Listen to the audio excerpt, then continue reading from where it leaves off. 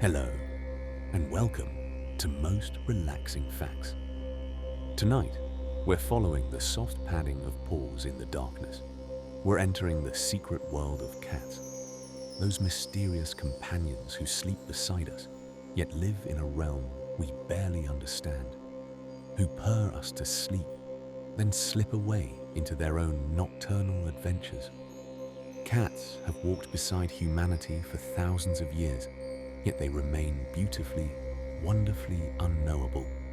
They see colors we cannot see, hear sounds beyond our range, move through the night with an ancient grace that belongs more to the wild than to our living rooms.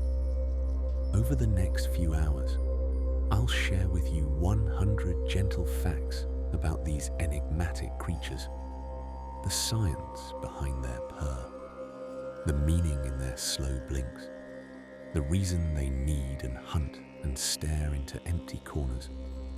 Let these quiet revelations about our feline friends carry you into the deep, peaceful sleep of a cat curled in a sunbeam. If you love these soothing explorations into the world around us, please take a moment to like this video and subscribe to Most Relaxing Facts. Your support helps us discover more calming wonders together. But first, let's prepare for our midnight prowl. Take a slow, deep breath in. Hold it softly, like a cat pausing mid-step, and release it completely, settling into stillness.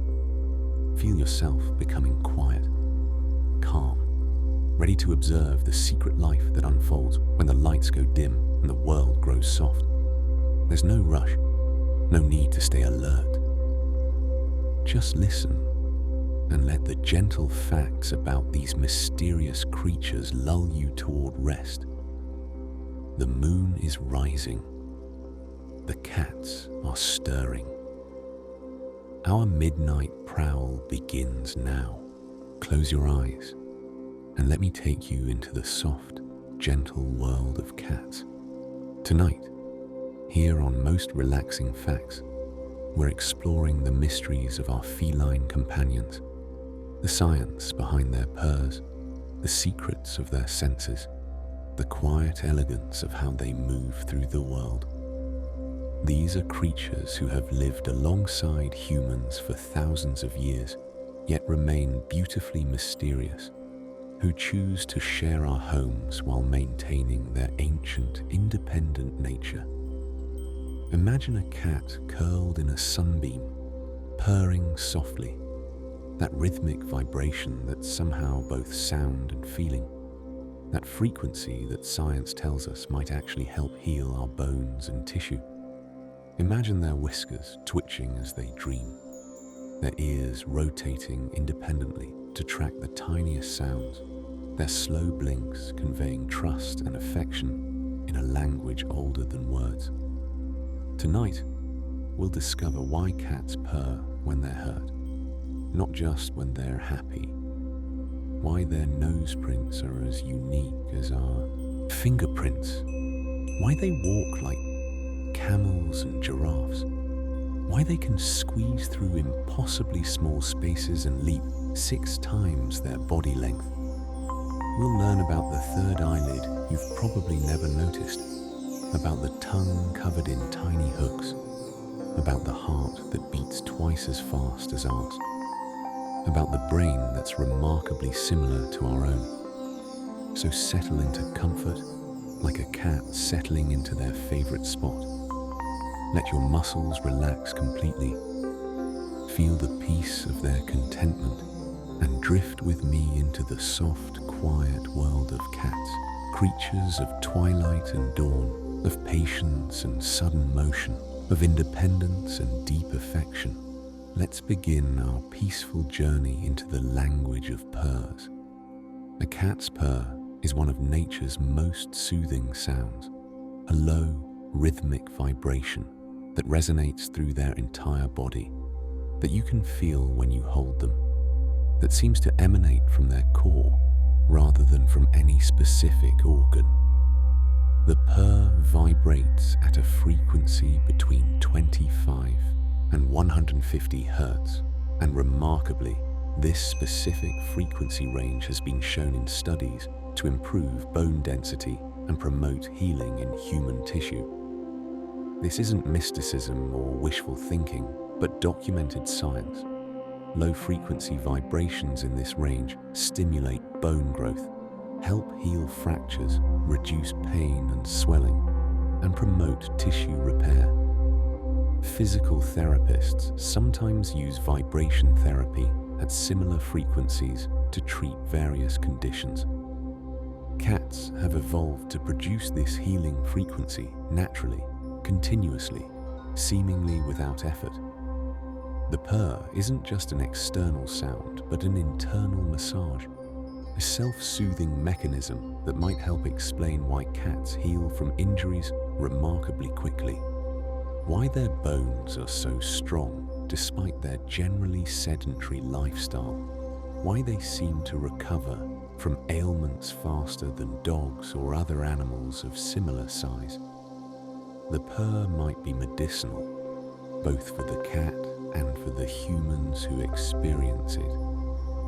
When a cat purrs while curled against you, you're receiving this healing frequency, this gentle vibration that your body registers even if you don't consciously notice it. The warmth of the cat, the softness of their fur, the rhythmic sound and vibration of the purr, all combine to create a deeply relaxing experience, lowering blood pressure and heart rate, reducing stress, creating calm.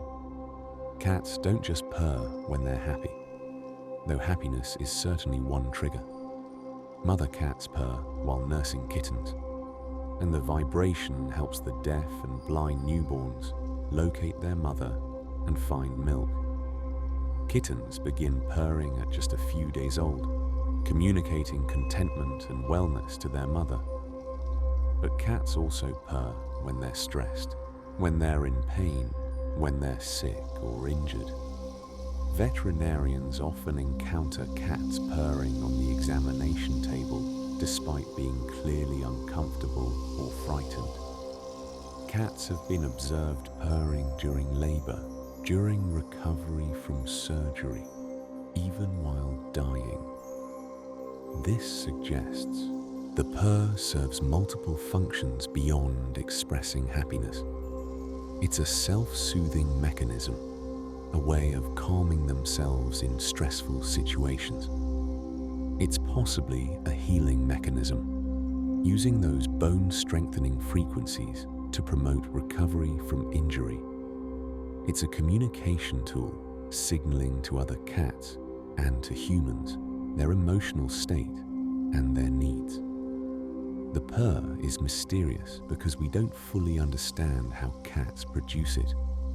Unlike vocalization, which involves air passing through the vocal cords, the purr seems to involve the entire larynx vibrating continuously during both inhalation and exhalation. Some theories suggest neural oscillators in the brain send rhythmic signals to the laryngeal muscles, causing them to twitch at the purr frequency. But the exact mechanism remains debated. Every cat's nose is unique, with a pattern of ridges and bumps that's as distinctive as a human fingerprint. No two cats in the world have the same nose print. Each one is slightly different in its texture, its configuration of lines and valleys, creating a unique identifier that could theoretically be used for identification, just as fingerprints identify humans. This uniqueness exists because the nose develops through a combination of genetic factors and random developmental variation. Even cloned cats, genetically identical, would have different nose prints because the detailed structure forms through processes that aren't entirely determined by genes, but include random factors during fetal development. Of course, we don't typically use nose prints to identify cats, Microchips and collar tags are more practical, but the fact remains that each cat carries this unique signature, this biological proof of their individuality, visible if you look closely at the pink or dark leather of their nose. Cats have extraordinary hearing, far more sensitive than human hearing, capable of detecting sounds at much higher frequencies. They can hear ultrasonic sounds, the squeaks of rodents pitched too high for human ears, the sounds that exist in a sonic realm we can't access. To facilitate this hearing, cats have 32 muscles in each ear, compared to the 6 muscles humans have. These muscles allow cats to rotate their ears 180 degrees, moving each ear independently, creating a kind of acoustic radar that can pinpoint the exact location of a sound with remarkable precision. Watch a cat when they hear something interesting. Their ears swivel like satellite dishes, orienting toward the sound, fine-tuning their position to maximize their ability to hear and locate the source. Each ear can move independently, so a cat can simultaneously listen to sounds from different directions, processing multiple acoustic inputs at once. This ear mobility serves their predatory nature. A cat hunting must locate prey with precision, must know exactly where that mouse is rustling in the grass, must be able to pounce with accuracy. The mobile ears provide this information, creating a detailed acoustic map of the environment, allowing the cat to hear what we cannot and to locate it with precision we cannot match. A cat's whiskers, technically called vibrissae, are remarkable sensory organs.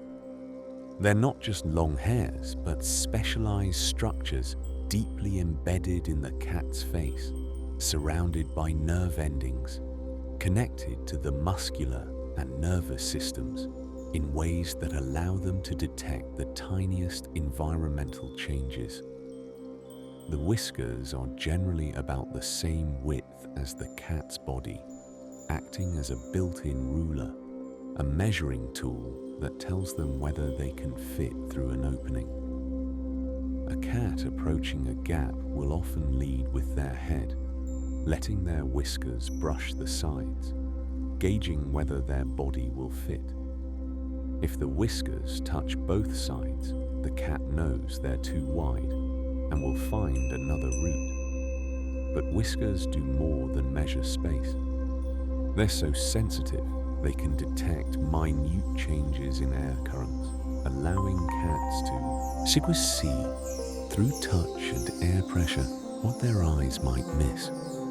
When a mouse runs past in darkness, it creates a tiny disturbance in the air, and the cat's whiskers detect this, providing information about the mouse's size, speed, and direction without the cat needing to see or hear it directly. This is why cats can navigate perfectly in total darkness, why they can catch prey in conditions where vision is useless, why they can move through cluttered spaces without bumping into things. The whiskers create a detailed sensory map of the immediate environment, detecting objects before the cat reaches them, providing a kind of proximity sense that complements their vision and hearing. Cats are crepuscular, most active during twilight hours, dawn and dusk, when the world is transitioning between day and night, when the light is soft and golden, when the shadows are long and the air is cool and still. This is when their prey, small rodents and birds, are also most active, making twilight the optimal hunting time. This crepuscular nature explains why your cat might wake you at dawn or become hyperactive at dusk. They're following ancient instincts, responding to the light levels that trigger their predatory behaviors. The dim light of twilight is perfect for cat vision, which is adapted for low-light conditions, giving them an advantage over prey that relies more heavily on bright light vision. Living with cats means accepting this rhythm, understanding that their energy levels follow patterns established millions of years ago when their ancestors hunted at dawn and dusk, that this isn't misbehavior but biology, that your cat zooming around at 5 a.m. is being a perfectly normal cat, responding to the sunrise that signals hunting time. A cat's jumping ability is extraordinary. They can leap up to 6 times their body length in a single bound, launching themselves vertically to remarkable heights or horizontally across impressive distances. This ability comes from the powerful muscles in their hind legs, which act like springs, storing energy and releasing it explosively. Watch a cat prepare to jump. They crouch low, their hindquarters wiggling slightly as they calculate distance and prepare their muscles, then launch themselves with seemingly effortless grace, sailing through the air, landing precisely on their target with perfect balance. The entire motion is fluid, elegant, a demonstration of biomechanical perfection evolved through millions of years of hunting and climbing. This jumping ability served their wild ancestors well, allowing them to leap onto prey from ambush positions, to climb trees, to escape predators or survey territory, to navigate their 3-dimensional environment with ease. Domestic cats retain this ability despite no longer needing it for survival, continuing to jump and climb because the instinct and ability are deeply embedded in their nature. Cats have a distinctive walking pattern. They move both right legs together, then both left legs, creating a gait called pacing. This is unusual among mammals. Most 4-legged animals use a diagonal pattern, moving opposite legs together. But cats, camels and giraffes all use this pacing gait, moving lateral legs together. The pacing gait creates smooth, efficient movement, minimizing vertical motion, keeping the body level as the legs move. This makes for quieter walking. Less up and down motion means less impact sound, which serves the cat's predatory nature, allowing them to move silently through their environment, stalking prey without alerting it to their presence. Watch a cat walk. Notice how their body stays level, how they seem to glide rather than bounce, how quiet their footsteps are even on hard surfaces. This is the pacing gait at work, this distinctive movement shared with only 2 other mammals. This elegant efficiency that's part of what makes cats such effective hunters. The slow blink is cat communication at its most, subtle and sweet. When a cat looks at you and slowly closes their eyes, holds them closed for a moment, then slowly opens them again, they're expressing trust and affection, signaling that they feel safe with you, that they don't perceive you as a threat. In cat language, an unblinking stare is aggressive or challenging. It's what predators do before attacking, what cats do to each other when asserting dominance. Closing your eyes in another's presence is vulnerable, requires trust, signals that you're not in attack mode. The slow blink says, I trust you enough to close my eyes in your presence. I'm not threatened by you. I'm relaxed and content. You can return this gesture, slow blinking at your cat, and they'll often blink back, creating a moment of silent communication, of mutual trust and affection expressed without words or sound. Just the simple act of closing eyes slowly, of sharing vulnerability, of saying in cat language, I love you too. When a cat rubs their face against you, against your legs, your hands, your face, they're marking you with scent from glands located on their cheeks, chin, and forehead. These glands produce pheromones, chemical signals that other cats can detect, that create an olfactory map of the cat's territory and relationships. By rubbing their face on you, the cat is claiming you as part of their family, their colony, their safe territory. They're saying, "This human is mine.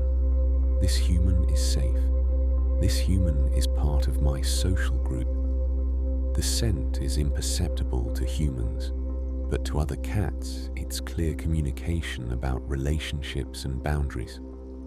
Cats also rub on furniture, doorways, corners, any prominent feature in their environment, creating a scent map of their territory, marking safe spaces, leaving messages for themselves and other cats. This rubbing behavior is called bunting, and it's both practical scent marking and affectionate social bonding, serving multiple functions simultaneously. Cats have a third eyelid called the nictitating membrane, a thin, translucent fold of skin that sweeps horizontally across the eye from the inner corner. Most of the time you don't see it. It's retracted into the corner of the eye.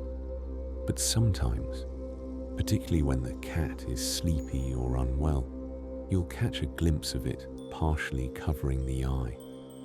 The nictitating membrane serves multiple functions. It provides additional protection for the eye, sweeping across the surface to remove debris and distribute tears, keeping the eye moist and clean.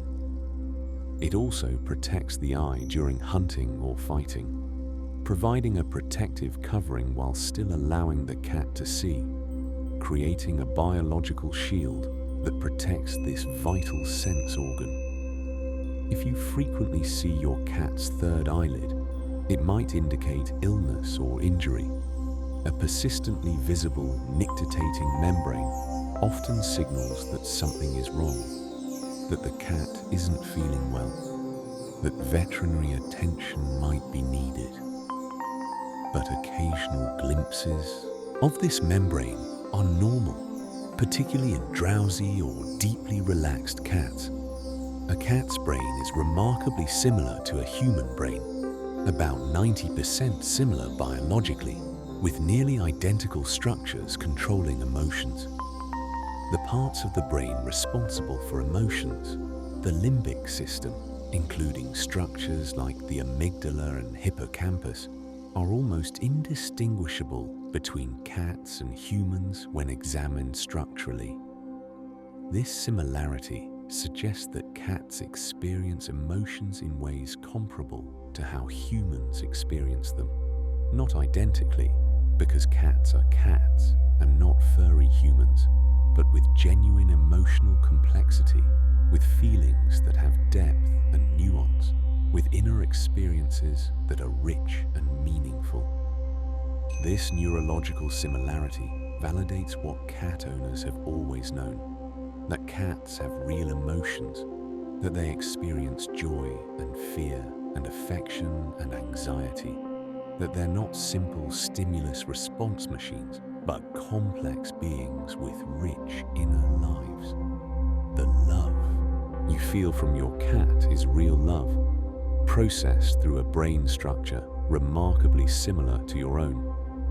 Cats spend about 70% of their lives sleeping, roughly 13 to 16 hours daily, sometimes more for kittens and elderly cats. This seems excessive, but it's normal for obligate carnivores who are designed for short bursts of intense activity rather than sustained exertion. Hunting is energetically expensive, requiring explosive power and precise timing, so cats conserve energy through extensive rest. Cat sleep isn't one long session, but multiple naps distributed throughout the day and night, following their crepuscular rhythm. They're awake and and active at dawn and dusk, sleeping through much of the day and night, stirring occasionally to eat, groom, or check their territory, then returning to sleep. Most cat sleep is light dozing, what's called slow wave sleep, where they're resting but still somewhat alert to their environment, ready to wake instantly if needed. But cats also experience REM sleep, rapid eye movement sleep, the stage when dreams occur, comprising about 15% of their total sleep time. During REM sleep, cats show all the signs of dreaming. Their eyes move rapidly under closed lids. Their whiskers and paws twitch. Sometimes they make small sounds or movements as if acting out their dreams. What they dream about, we can only speculate. Probably hunting, probably playing, probably reliving the day's experiences and the instincts encoded in their genes. But they definitely dream, processing their experiences through sleep, just as humans do. The zoomies, technically called frenetic random activity periods, or FRAPs, are sudden bursts of intense energy where a cat races around the house at full speed, bouncing off furniture, climbing curtains, seemingly possessed by wild energy.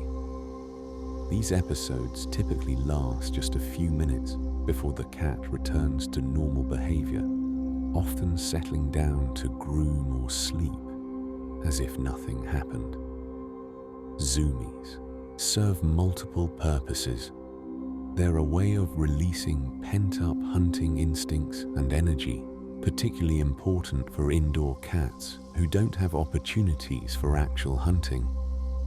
Their exercise, providing necessary physical activity in short, intense bursts. They might also be pure play, the cat amusing itself, enjoying the feeling of running at full speed, engaging with its environment in energetic, joyful ways. Zoomies often occur after using the litter box. The post-poop sprint is a common cat behavior, or during twilight hours when the cat's natural activity rhythms peak. Their normal, healthy behavior, though they can be startling if you're not expecting your cat to suddenly launch off the couch and race through the house at maximum velocity. A cat's tongue is covered in tiny, backward-facing hooks called papillae, made of keratin, the same protein that forms your fingernails and hair. These papillae are sharp and stiff, giving the tongue its characteristic rough texture that you feel when a cat licks your skin. The papillae serve multiple functions. They're grooming tools, catching loose fur and debris, pulling them away from the skin, allowing cats to clean themselves extremely effectively.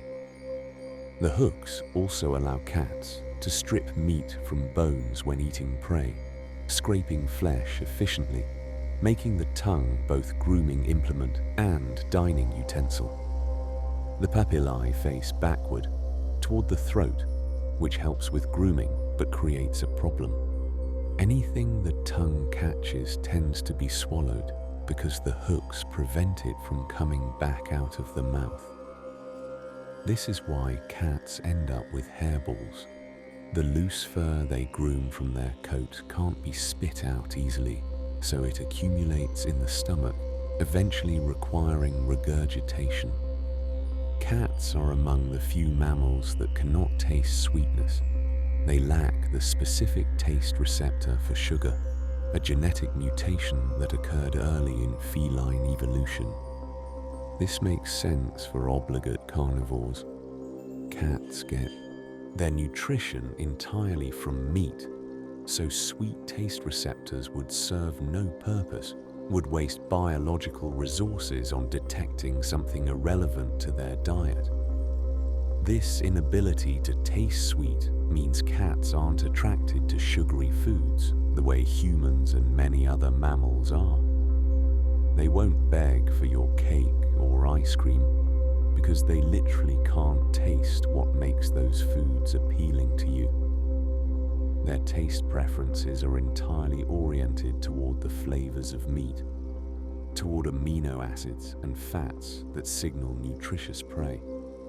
If your cat shows interest in sweet foods, it's not the sweetness they're attracted to, but some other component, perhaps fat content, texture, or other flavor elements their taste buds can detect. But the sweetness itself, that flavor we find so compelling, is completely absent from their sensory experience. A cat's collarbone, the clavicle, is unusual. Unlike in humans and many other mammals, where the collarbone connects the shoulder blade to the sternum, in cats, the clavicle is free-floating, embedded in shoulder muscles but not connected to other bones. It's vestigial, evolutionarily reduced to a small, free-floating bone that serves minimal structural function. This free-floating collarbone gives cats extraordinary flexibility in their shoulder girdle, allowing their chest to compress and flex, enabling them to squeeze through any opening their head can fit through. The head is the widest, least compressible part of a cat's body. So if the head fits, the rest of the body, with its flexible spine, free-floating collarbone, and compressible chest, can follow. This is why cats can fit into impossibly small spaces, boxes that seem too small, gaps that seem too narrow, spaces where you wouldn't expect them to fit. They're testing with their whiskers whether their head fits. And if it does, they trust that their flexible body will follow, squeezing through spaces that would be impossible for animals with rigid shoulder or structures.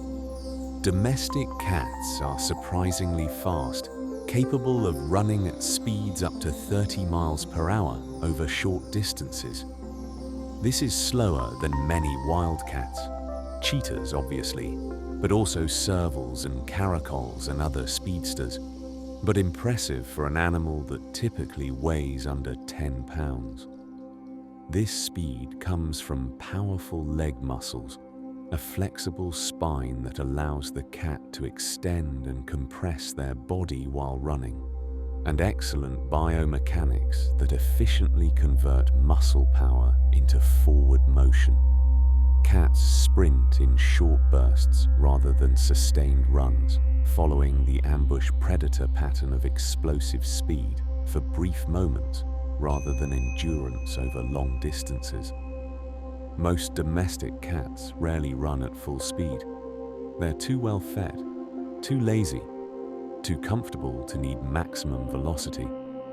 But the capability remains, visible in those moments when something triggers their prey drive or play instinct, and they suddenly accelerate, demonstrating the speed that's always been there, waiting, part of their predatory heritage. Kneading, the behavior where cats rhythmically push their paws in and out against a soft surface, alternating left and right, often extending their claws, is called making biscuits because it resembles kneading dough.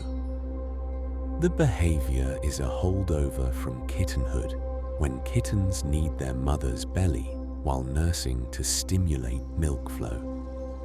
Adult cats retain this behavior as a comfort mechanism, often kneading when they're content and relaxed, when they're sitting on your lap or lying on a soft blanket.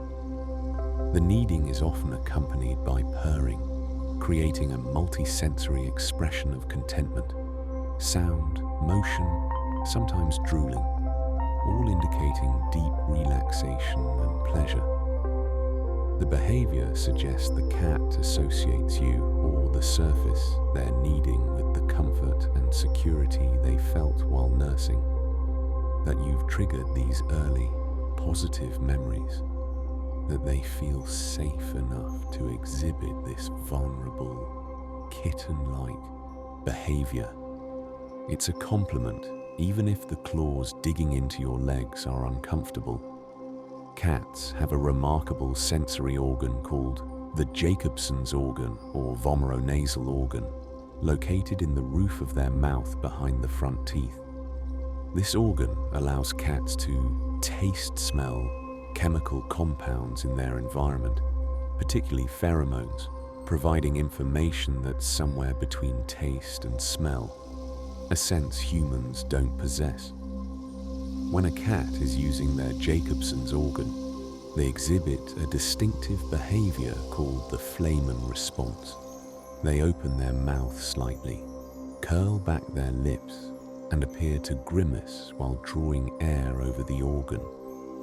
This looks strange but is perfectly normal. The cat processing complex chemical information about other cats, about territory markings, about reproductive status. The Jacobson's organ enhances the cat's already impressive olfactory abilities, giving them additional layers of sensory information, allowing them to detect chemical signals that visual and auditory senses would miss. It's part of what makes cats such sensory-rich creatures, living in a perceptual world far more complex than the one we humans experience. A cat's heart beats much faster than a human heart, 110 to 140 beats per minute while resting, compared to the human resting rate of 60 to 100 beats per minute. This faster heart rate reflects their higher metabolism, their smaller body size. Smaller animals generally have faster heart rates, and their readiness for sudden explosive activity that hunting requires.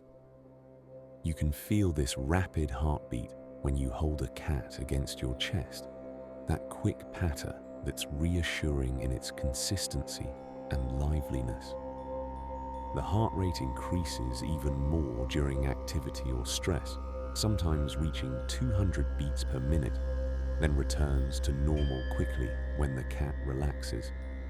This rapid heartbeat is normal and healthy for cats, not a sign of anxiety or illness, but simply how their cardiovascular system operates, pumping blood quickly through their small bodies, supporting their active lifestyle and their ability to go from complete rest to full sprint in seconds.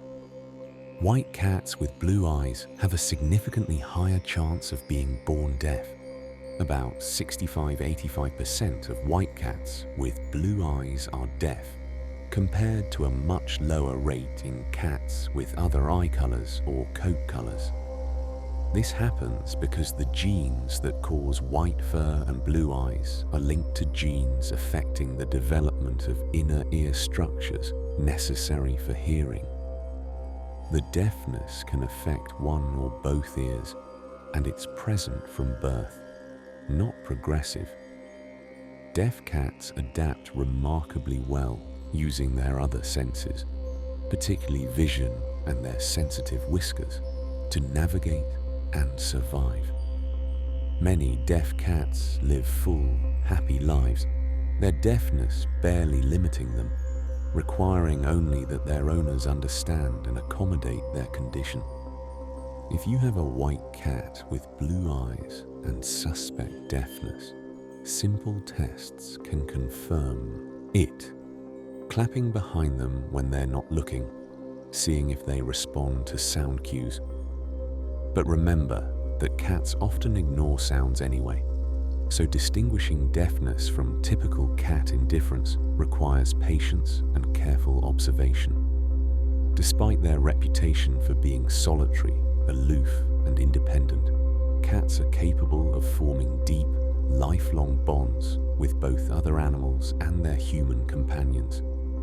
Cats can love, can grieve when separated from bonded companions, can show clear preferences for specific people or animals, can develop attachments that are genuine and lasting.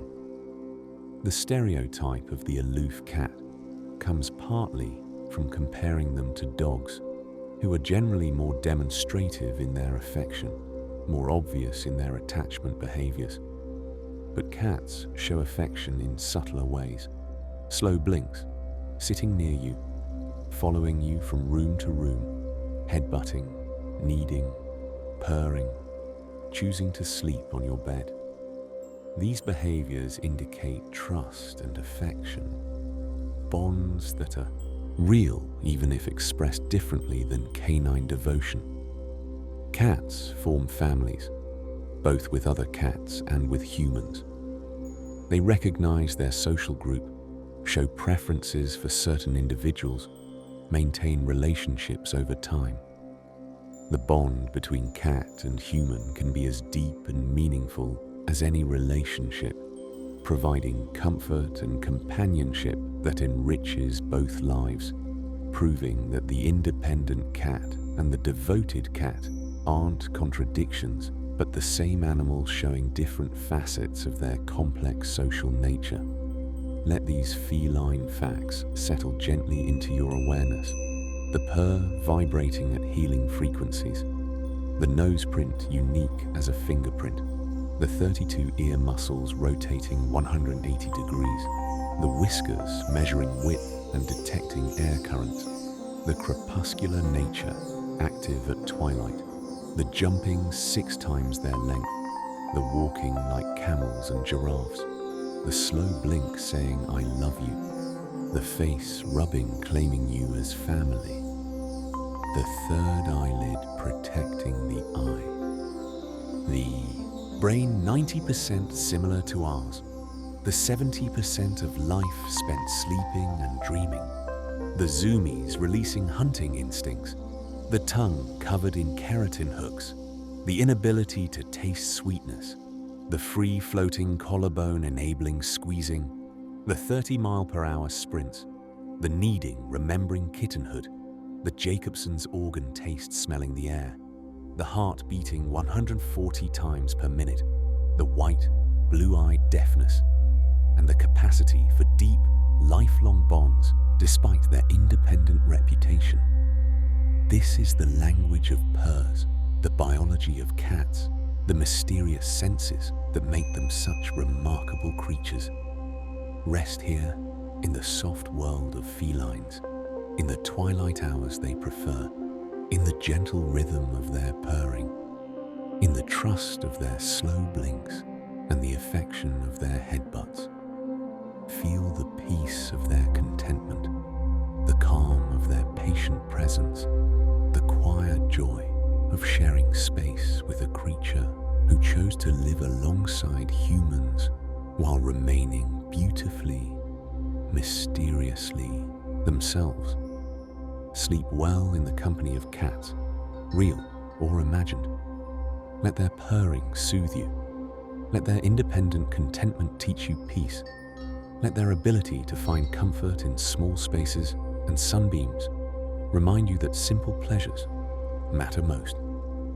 Good night, in the language of slow blinks and gentle purrs, in the twilight world where cats are most at home, in the quiet rhythm of their ancient, patient presence. We travel now through the mists of time, from ancient Egypt's golden sands to medieval Europe's shadowed streets, from the decks of sailing ships to the palaces of kings and the studies of scientists. This is the story of how cats moved through human history, sometimes revered as gods, sometimes feared as demons, sometimes simply valued as companions and hunters, always maintaining their essential mystery, their independent nature, their choice to live alongside us while remaining fundamentally themselves. Let us walk together through temple halls where cats were worshipped as living gods, through centuries when they protected our grain stores and sailed our ships, through palaces and museums and presidential homes. Let us discover the cat who survived 3 ship sinkings, the cat who served as mayor for 20 years, the cat who traveled to space and back.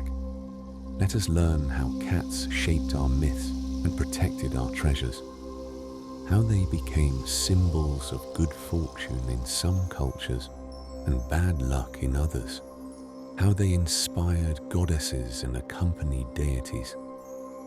Imagine the great cat cemeteries of Egypt, where hundreds of thousands were mummified for eternity. The ships where sailors watched cats for storm warnings. The museums where generations of felines have guarded priceless art from mice. The homes of writers and presidents where cats lived as honored companions. Through all of human civilization, cats have been present, not as servants, but as partners, not as possessions, but as beings who chose association with humans while maintaining their wild grace and independent spirit. So settle deeper into comfort, like settling into history's soft embrace, and drift with me through the centuries of cats and humans living together, of sacred guardians and royal felines, of the long, patient partnership between two species.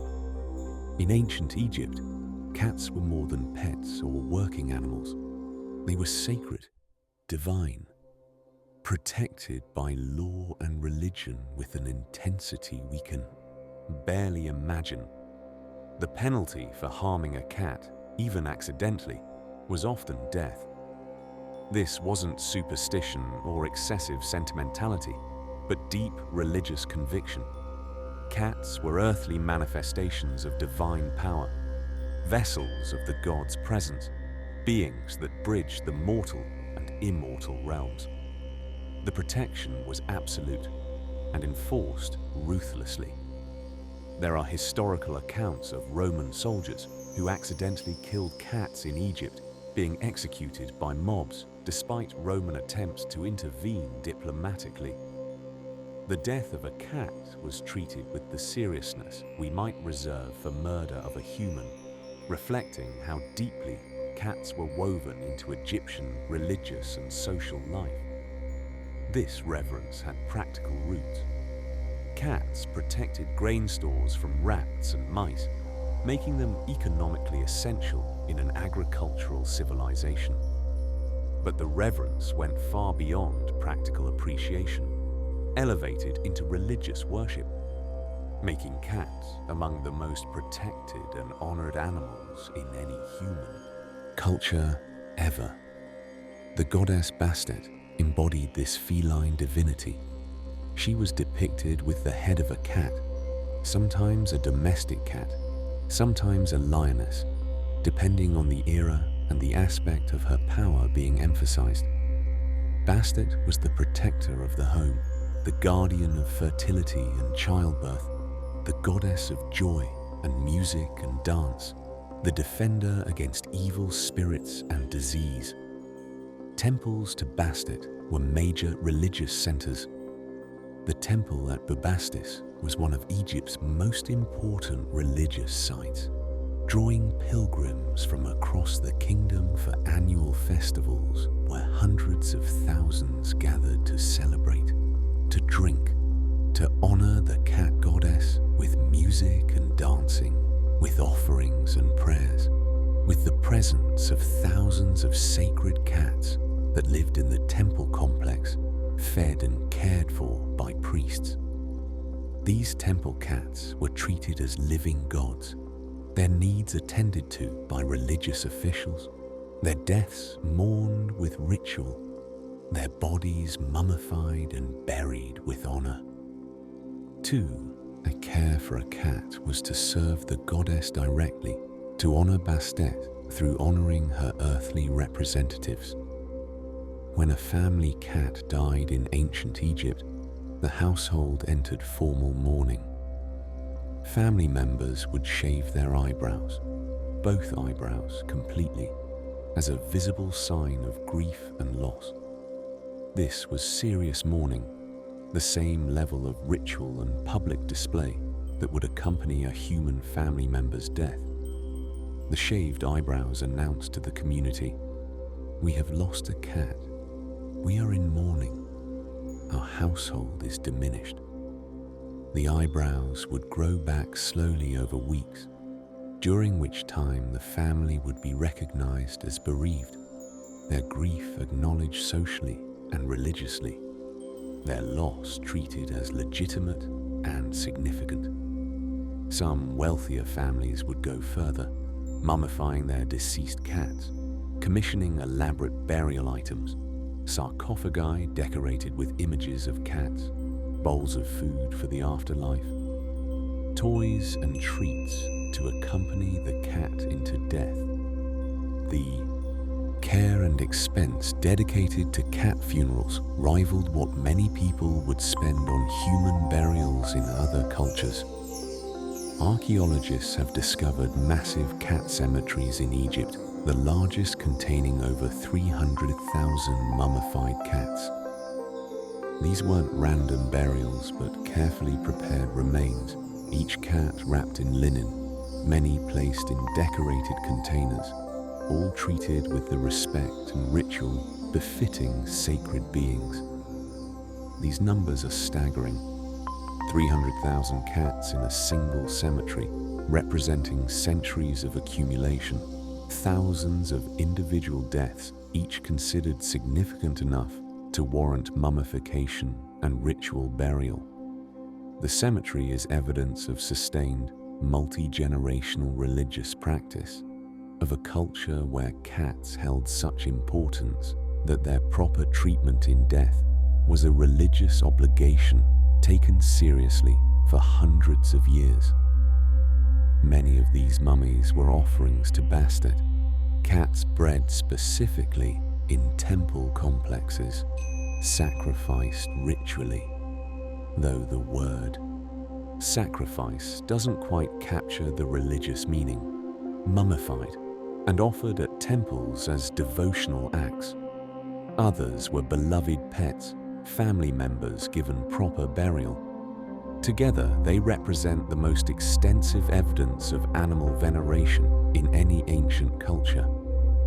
But cats were important to humans long before Egyptian worship. The oldest known pet cat was found in a 9,500-year-old grave on Cyprus, buried deliberately with a human, positioned carefully, clearly placed there intentionally, rather than falling in accidentally. This burial predates Egyptian cat worship by over 4,000 years, pushing the relationship between humans and cats back into the Neolithic, into the early days of agriculture and settled human life. The Cyprus cat is particularly interesting because cats aren't native to Cyprus. They must have been brought to the island by humans, carried on boats, valued enough to transport to new territory. This suggests that by 9,500 years ago, humans and cats already had a relationship, that cats were already living with humans, already valued enough to be deliberately buried alongside their human companions. This ancient partnership makes sense. As humans developed agriculture and stored grain, they attracted rodents. Wildcats, drawn by the rodents, naturally moved closer to human settlements. Humans noticed that these cats were useful, tolerated their presence, perhaps encouraged it by leaving out food scraps. Over generations, the cats most comfortable around humans thrived, breeding and passing on their tolerance for human proximity, gradually domesticating themselves through this mutual benefit arrangement. During the Middle Ages in Europe, cats' reputation became complicated. They were sometimes associated with witchcraft and superstition, with heresy and dark magic, leading to persecution in some areas, to deliberate killings meant to purge evil. This persecution was tragic and pointless, reflecting medieval Europe's tendency toward superstition and scapegoating. But even during these dark periods, cats remained essential. They protected grain stores from rodents, prevented devastating losses of stored food that could mean the difference between survival and starvation during long winters. Monasteries, castles, households all relied on cats for pest control, creating a tension between superstition and practical necessity. The practical need generally won.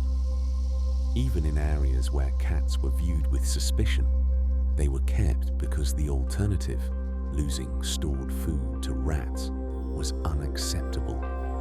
Cats survived the Middle Ages not through religious protections as in Egypt, but through sheer utility, through being too useful to eliminate, despite superstitious fears. Sailors traditionally kept cats on ships, understanding that a vessel storing food for long voyages would inevitably attract rats. The cats controlled the rat population, protecting food stores, preventing the gnawing of ropes and wood, making long voyages safer and more successful. But cats were more than working crew members. They were believed to bring good luck, to protect against storms, to have supernatural awareness that could warn of danger. Sailors watched how cats groomed themselves, believing this predicted weather. A cat washing behind its ears meant rain was coming. A cat grooming more frantically than usual meant a storm was approaching. Whether these predictions had any validity or were pure superstition is debatable. Cats might be sensitive to changes in atmospheric pressure, or sailors might have been engaging in pattern seeking, finding meaning in random behavior. But the belief was widespread and persistent. Polydactyl cats, cats born with extra toes, sometimes 6 or 7 on each paw, instead of the normal 5 on front paws and 4 on back paws, were especially prized by sailors. The extra toes made their paws wider, and sailors believed this gave them better balance on swaying decks, made them superior ship cats, more capable of navigating a vessel in rough seas. This preference for polydactyl cats created populations with high rates of this genetic trait in port cities, particularly in Boston and other northeastern US ports where trading ships came and went. These cats' descendants still live in these areas, maintaining higher than average polydactyl rates, genetic echoes of sailor preferences from centuries past. In Japan, the Japanese bobtail, a breed with a short, stubby tail, is a symbol of good luck and prosperity. The famous maneki neko, or beckoning cat figurine, seen in restaurants and shops throughout Japan and increasingly worldwide, is based on this breed, showing a cat with one paw raised in a beckoning gesture, supposedly inviting good fortune and customers. The legend behind the maneki neko varies, but one version tells of a cat that beckoned a lord to shelter just before lightning struck where the lord had been standing, saving his life. In gratitude, the lord became a patron of the temple where the cat lived, ensuring its prosperity. The cat became a symbol of good fortune, its beckoning gesture offering welcome and promising luck to all who enter. The maneki neko comes in different colors and styles. Each color represents different types of luck. The height of the raised paw indicates the degree of fortune being called in. The presence of certain accessories adds additional meanings. The figurine is deeply embedded in Japanese commercial culture, a cat-based symbol of prosperity that spread globally. In Norse mythology, the goddess Freya, associated with love, beauty, fertility, war, and death, traveled in a chariot pulled by 2 large grey forest cats. These weren't ordinary cats, but mythological beings, powerful enough to pull a deity's chariot, sacred to the goddess, part of her divine iconography. The choice of cats for Freya's chariot makes sense symbolically. Cats embody many of the qualities associated with a goddess.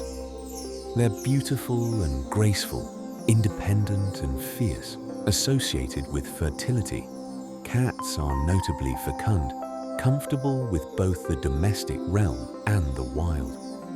Freya's cats represent the combination of gentle and fierce, of civilized and wild, that characterize the goddess herself. Norse farmers would leave offerings for Freya to ensure good harvests, and treating cats well was considered a way of honoring the goddess. The association between Freya and cats gave felines special status in Norse culture, protection and respect derived from their divine association. Abraham Lincoln, 16th President of the United States, was a devoted cat lover, perhaps the first US president to bring cats into the White House as beloved companions rather than just pest control.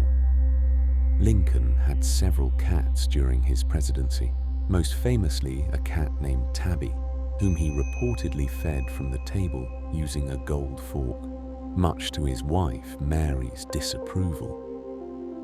Lincoln's affection for cats was genuine and public. He would interrupt political discussions to play with his cats. He'd hold and pet them during meetings. He'd talk to them as companions.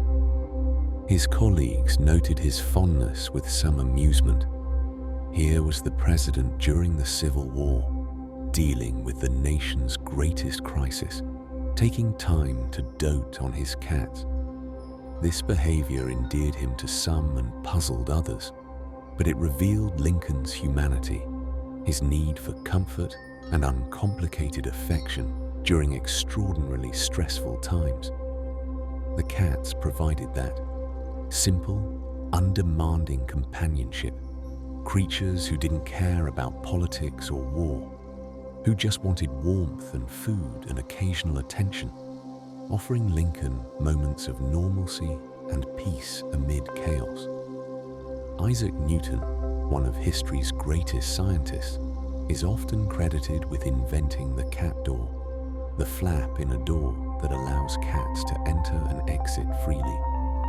The story goes that Newton was conducting light experiments that required darkness, but his cats kept scratching at the door to be let in or out, interrupting his work. His solution was to cut holes in the door and install cloth flaps, creating the first cat doors and allowing his work to continue uninterrupted. Whether this story is accurate is debated. Cat doors may have existed before Newton, and some historians question whether he actually invented them. But the story persists because it's charming and plausible. A genius scientist solving a practical problem with his characteristic ingenuity, applying his problem-solving abilities to the mundane challenge of managing cats while working. True or not, the story reflects the reality that scientists and intellectuals throughout history have kept cats as companions, valuing their quiet presence, their undemanding nature, their suitability for people who spend long hours in study or laboratory. Cats are perfect companions for contemplative work, present but not demanding, independent but affectionate, requiring less attention than dogs while still providing companionship. The Siamese cat was once so sacred in Thailand, formerly called Siam, that ownership was restricted to the royal family. These cats lived in palaces and temples, treated with reverence, forbidden to commoners.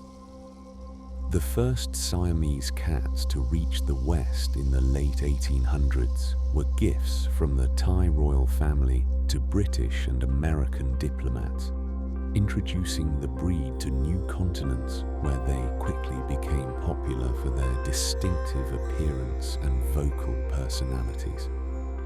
The restriction on ownership wasn't just royal privilege, but religious belief. Siamese cats were thought to be vessels for souls, particularly the souls of deceased royals.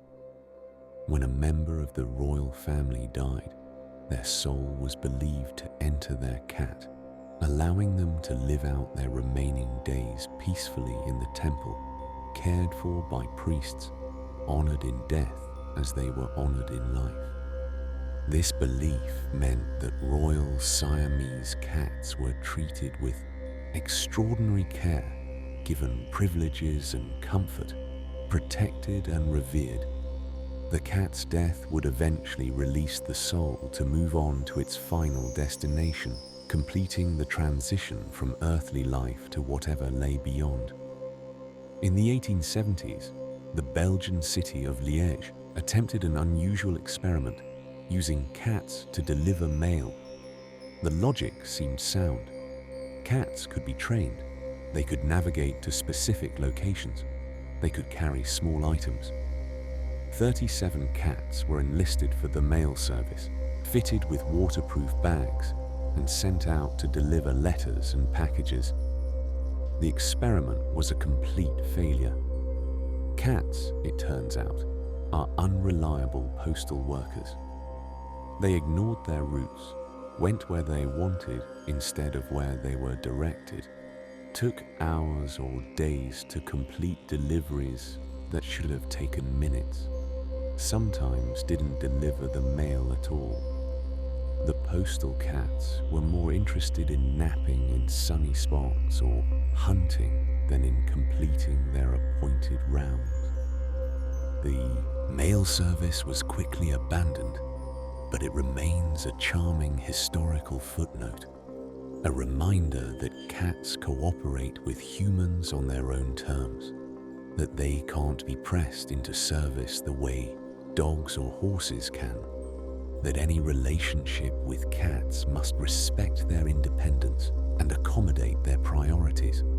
Stubbs the cat served as the honorary mayor of Talkeetna, Alaska, for 20 years from 1997 until his death in 2017. Stubbs was elected unofficially. Talkeetna is unincorporated and has no human mayor. When residents wrote in his name during a mayoral election, apparently preferring the cat to the available human candidates. Stubbs took his duties seriously, or at least as seriously as a cat can.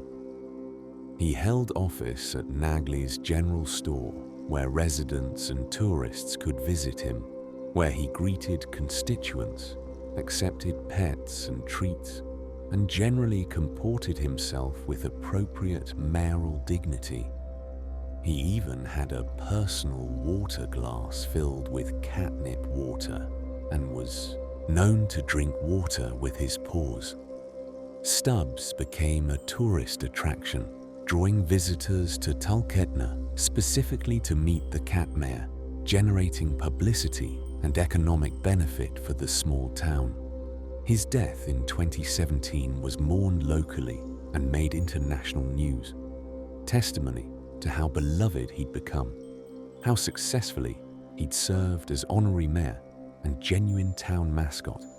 Unsinkable, Sam was a ship's cat during World War II with a remarkable story of survival. Sam, originally named Oscar, first served on the German battleship Bismarck, which sank in May 1941 after battle with British forces. Sam survived, floating on debris, and was rescued by the British destroyer HMS Cossack. Sam served on the Cossack until October 1941, when a torpedo sank that ship as well. Sam survived again, rescued once more, this time transferred to the aircraft carrier HMS Ark Royal. In November 1941, the Ark Royal was also torpedoed and sank. Sam survived the third sinking, floating on a ship's board, until rescue. After 3 sinkings, Sam was retired from sea duty, deemed too unlucky, or too lucky, depending on perspective, to remain on ships. He lived out his remaining years at a sailor's home in Belfast, where he died in 1955. His story became legendary. The cat who survived 3 ship sinkings, who seemed genuinely unsinkable, who outlasted ships and returned repeatedly from the sea. The first cat in space was Feline, a French cat launched in October 1963 as part of France's space program. Felicette, originally a stray from Paris streets, was trained alongside other cats, selected for her calm temperament, fitted with electrodes to monitor her brain activity during spaceflight. Felicette's flight lasted about 15 minutes, reaching an altitude of about 100 miles above Earth, technically entering space, experiencing several minutes of weightlessness before the capsule descended by parachute. Felicette survived the flight, landing safely, becoming the first and only cat to successfully travel to space and return. Her contribution to space research was significant. The data collected showed how the feline brain responded to spaceflight, providing information useful for understanding how space travel affects living creatures.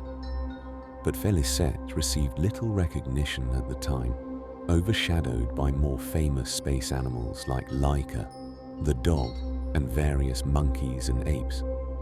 Black cats illustrate how cultural beliefs about cats vary dramatically across cultures. In the United States and some other Western countries, black cats are traditionally considered bad luck, particularly if one crosses your path.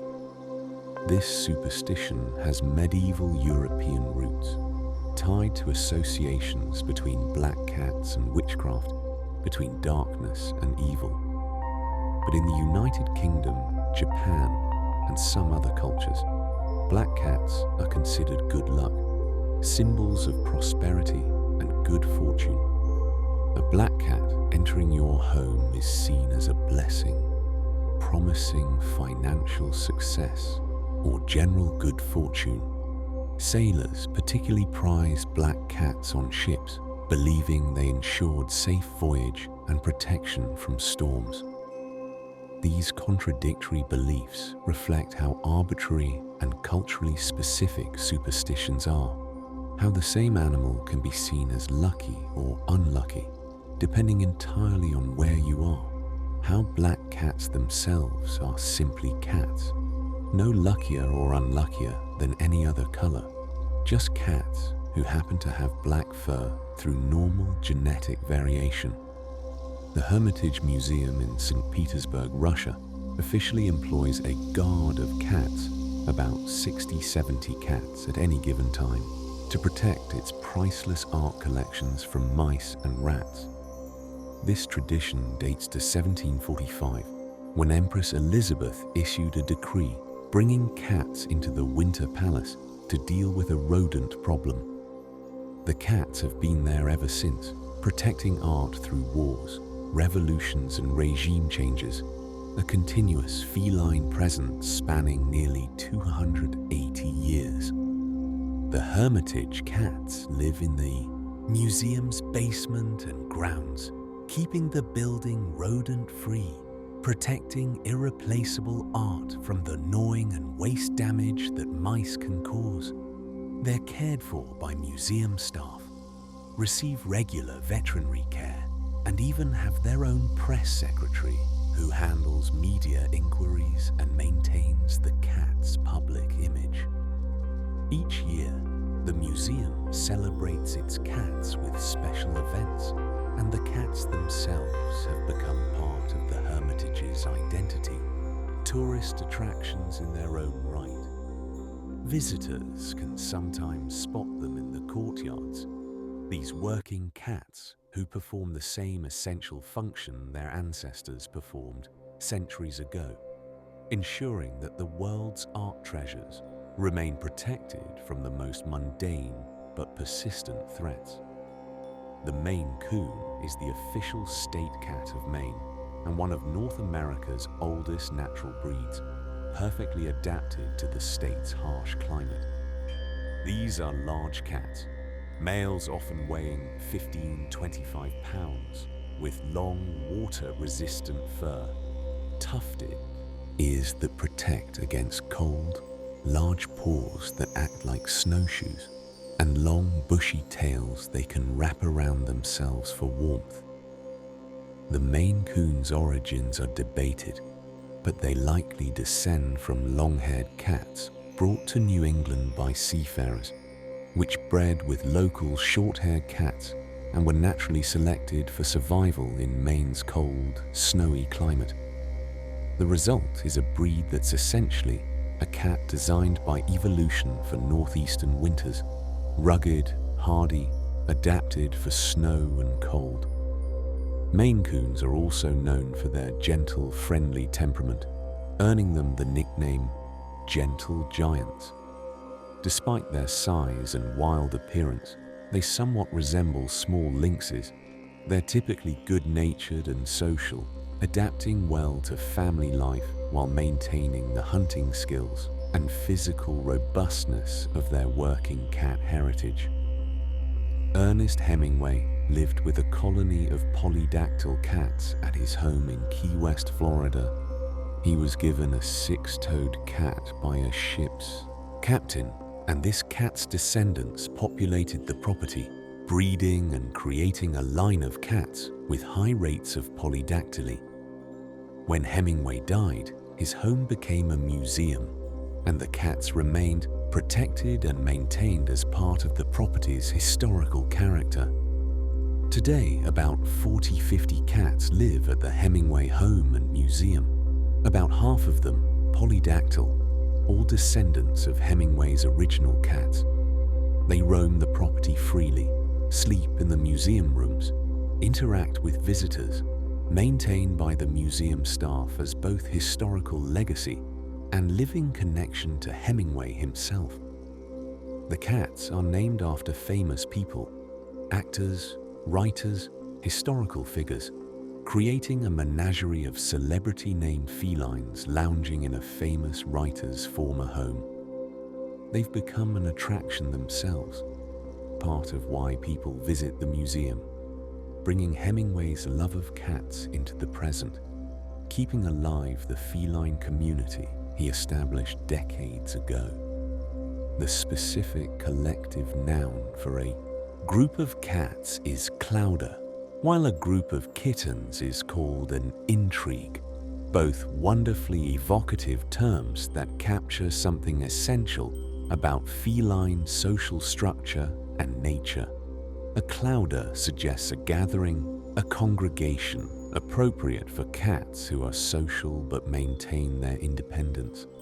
An intrigue suggests mystery, plotting, curious investigation, perfect for kittens who are constantly exploring, getting into mischief, discovering their world. These terms are rarely used in everyday speech. Most people just say, a group of cats.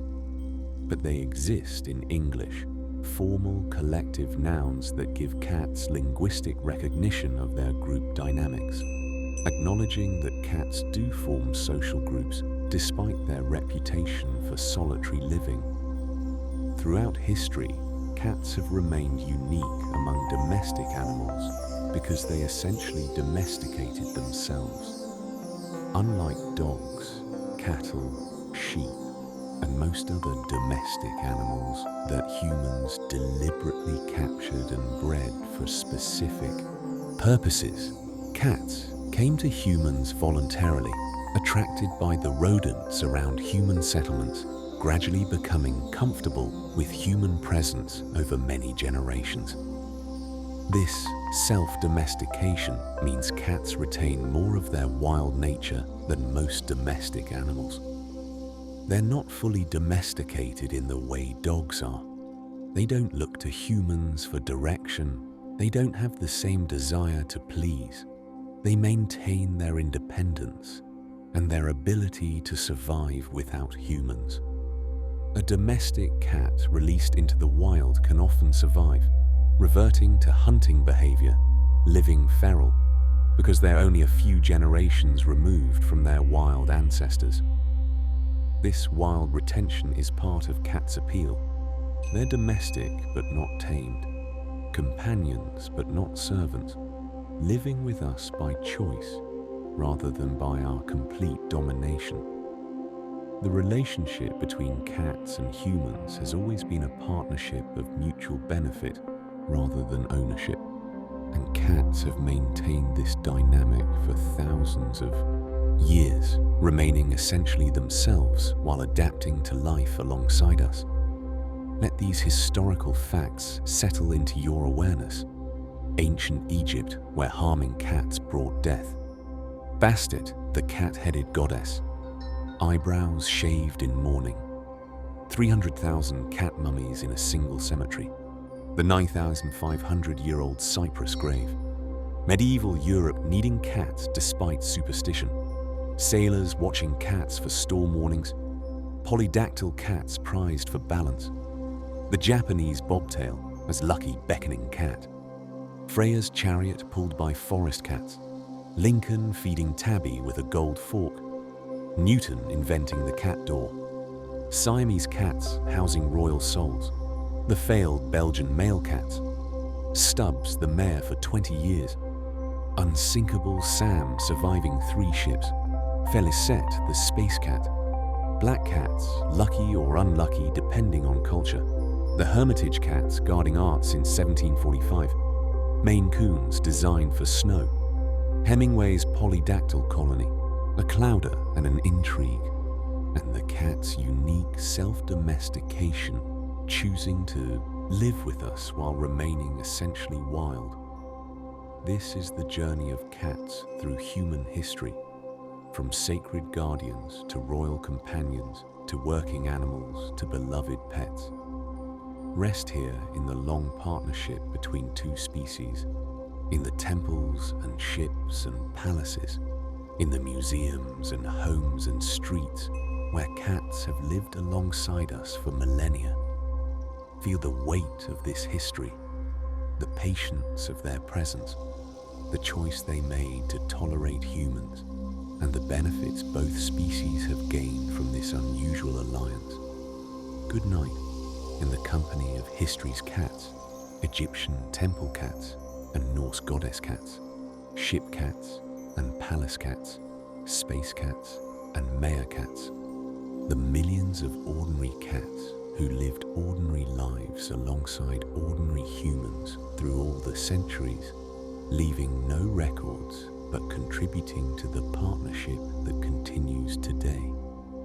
Sleep well among the clouders and intrigues, in the knowledge that cats have been sleeping beside humans for nearly 10,000 years, that their purring has soothed countless generations, that their independent, affectionate presence has enriched human life across cultures and centuries, making them one of our oldest and most successful partnerships with another species.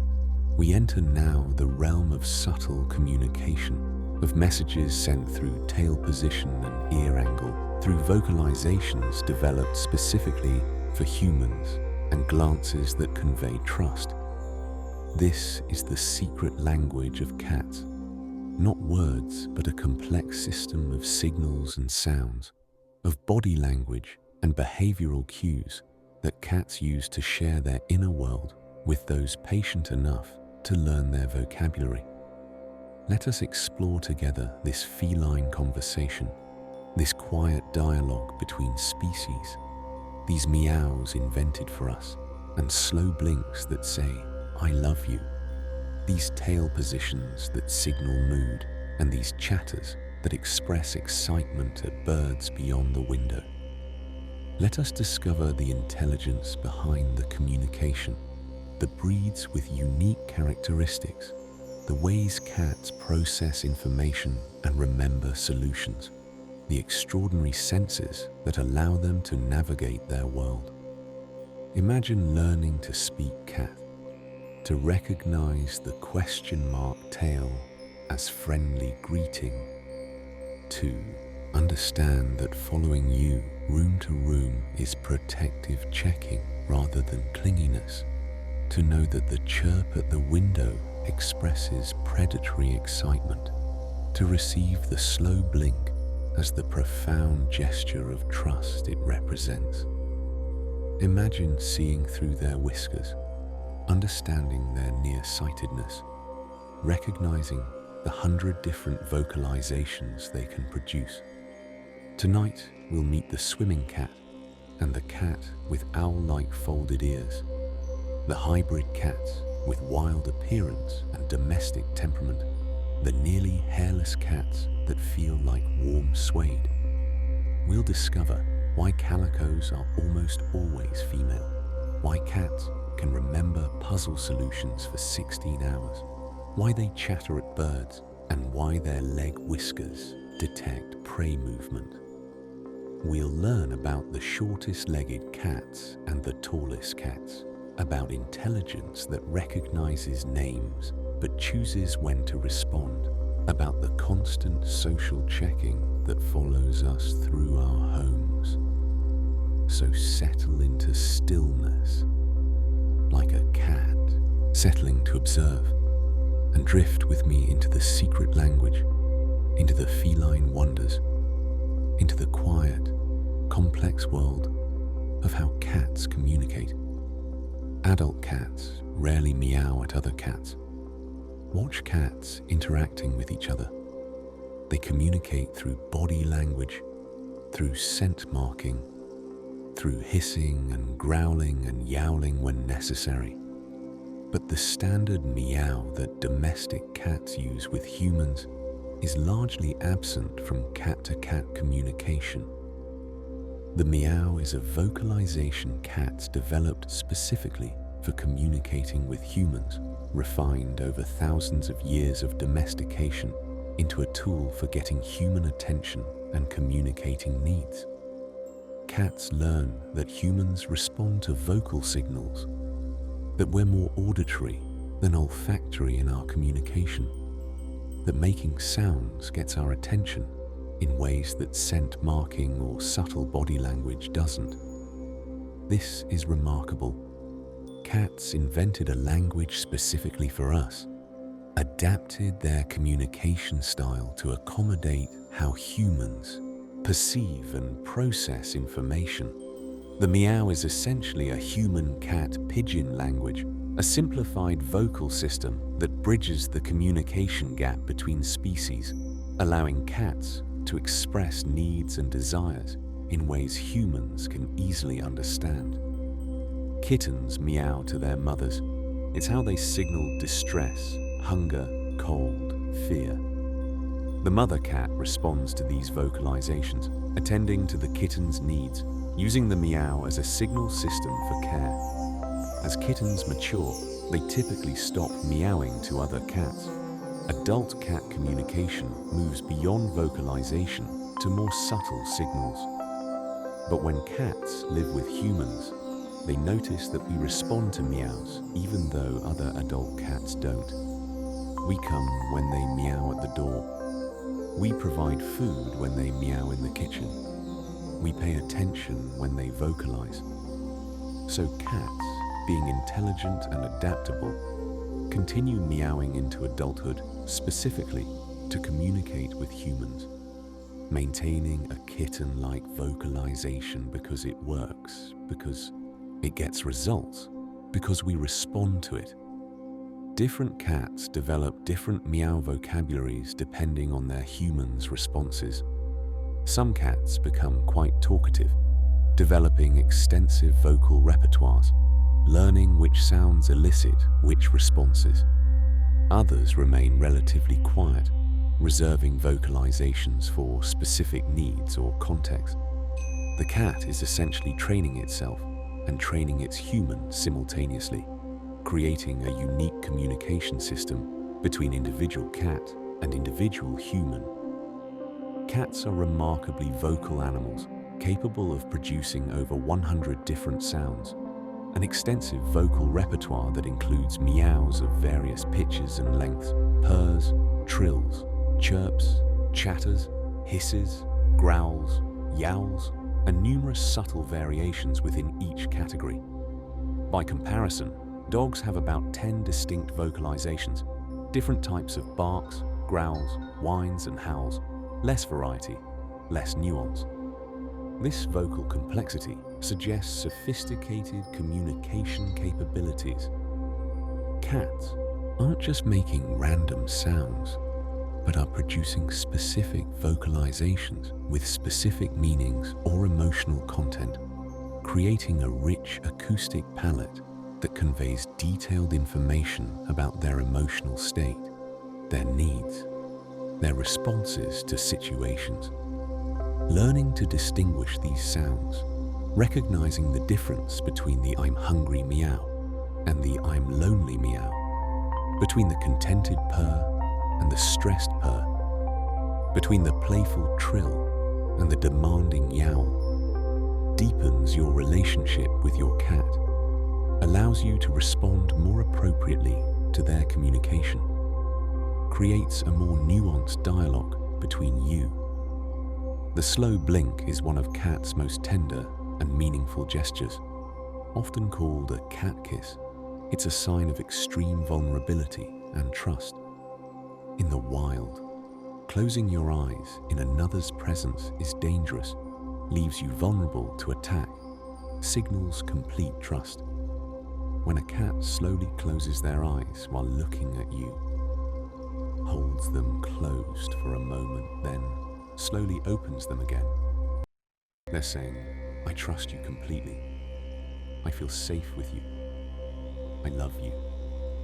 The gesture is subtle, easily missed if you're not looking for it. But once you learn to recognize it, you'll see it often. Your cat looking at you from across the room, their eyes slowly closing. That moment of blind trust, then opening again. That quiet declaration of affection and security. You can return this gesture, slow blinking at your cat, and they'll often blink back, creating a moment of silent communication, of trust exchanged, of affection acknowledged without words. This simple act, slowly closing and opening your eyes, becomes a love language, a way of saying "I love you" that cats understand perfectly, that resonates with their communication style, that strengthens the bond between you. A cat's tail is an extraordinarily expressive communication tool, capable of conveying detailed emotional information through its position, motion, and shape. When a cat's tail is shaped like a question mark, curved upward with a slight hook at the tip, it's a friendly greeting, signaling that the cat is in a playful, approachable mood, interested in interaction, happy to see you. Different tail positions mean different things. Tail straight up indicates confidence and happiness. Tail puffed indicates fear or aggression. Tail low indicates submission or uncertainty. Tail thrashing indicates annoyance or excitement. Tail wrapped around you indicates affection. Learning to read tail language is essential to understanding cat communication, to knowing when to approach and when to give space, to recognizing their emotional state at a glance. The tail also serves a critical physical function. It's a balance organ, a counterweight that allows cats to maintain equilibrium while walking narrow surfaces, jumping, climbing, turning sharply at high speed. Watch a cat navigate a narrow fence or bookshelf edge. Their tail moves constantly, adjusting position to maintain balance, acting like a tightrope walker's balance pole. Even during sleep, the tail remains active. A twitching tail while the cat sleeps indicates they're in REM sleep, likely dreaming. Their tail responding to dream content, moving as it might if they were awake and active. This sleeping tail movement is endearing. Watching your cat's tail twitch while they sleep, imagining what they're dreaming about, what adventures or hunts their sleeping mind is experiencing. The Turkish Van is an ancient breed from the Lake Van region of Turkey, notable for being the swimming cat, a rare breed that actually enjoys water, will voluntarily swim, play in water, submerge themselves in ways that horrify most other cats. This water affinity likely developed because the breed's ancestral territory included Lake Van and the surrounding rivers, creating evolutionary pressure for cats comfortable with water, able to cool off during hot summers by swimming. Turkish Vans have a unique coat, semi-long-haired, water-resistant, with distinctive colouring called the van pattern, where colour appears only on the head and tail while the body is white. The water-resistant coat helps them swim effectively, sheds water rather than becoming waterlogged, keeps them relatively dry even after swimming. Most cats' aversion to water isn't universal among felines. Tigers are excellent swimmers. Jaguars hunt in rivers. Many wild cats are comfortable with water. Domestic cats' dislike of water is partly learned, partly breed-specific, partly individual preference.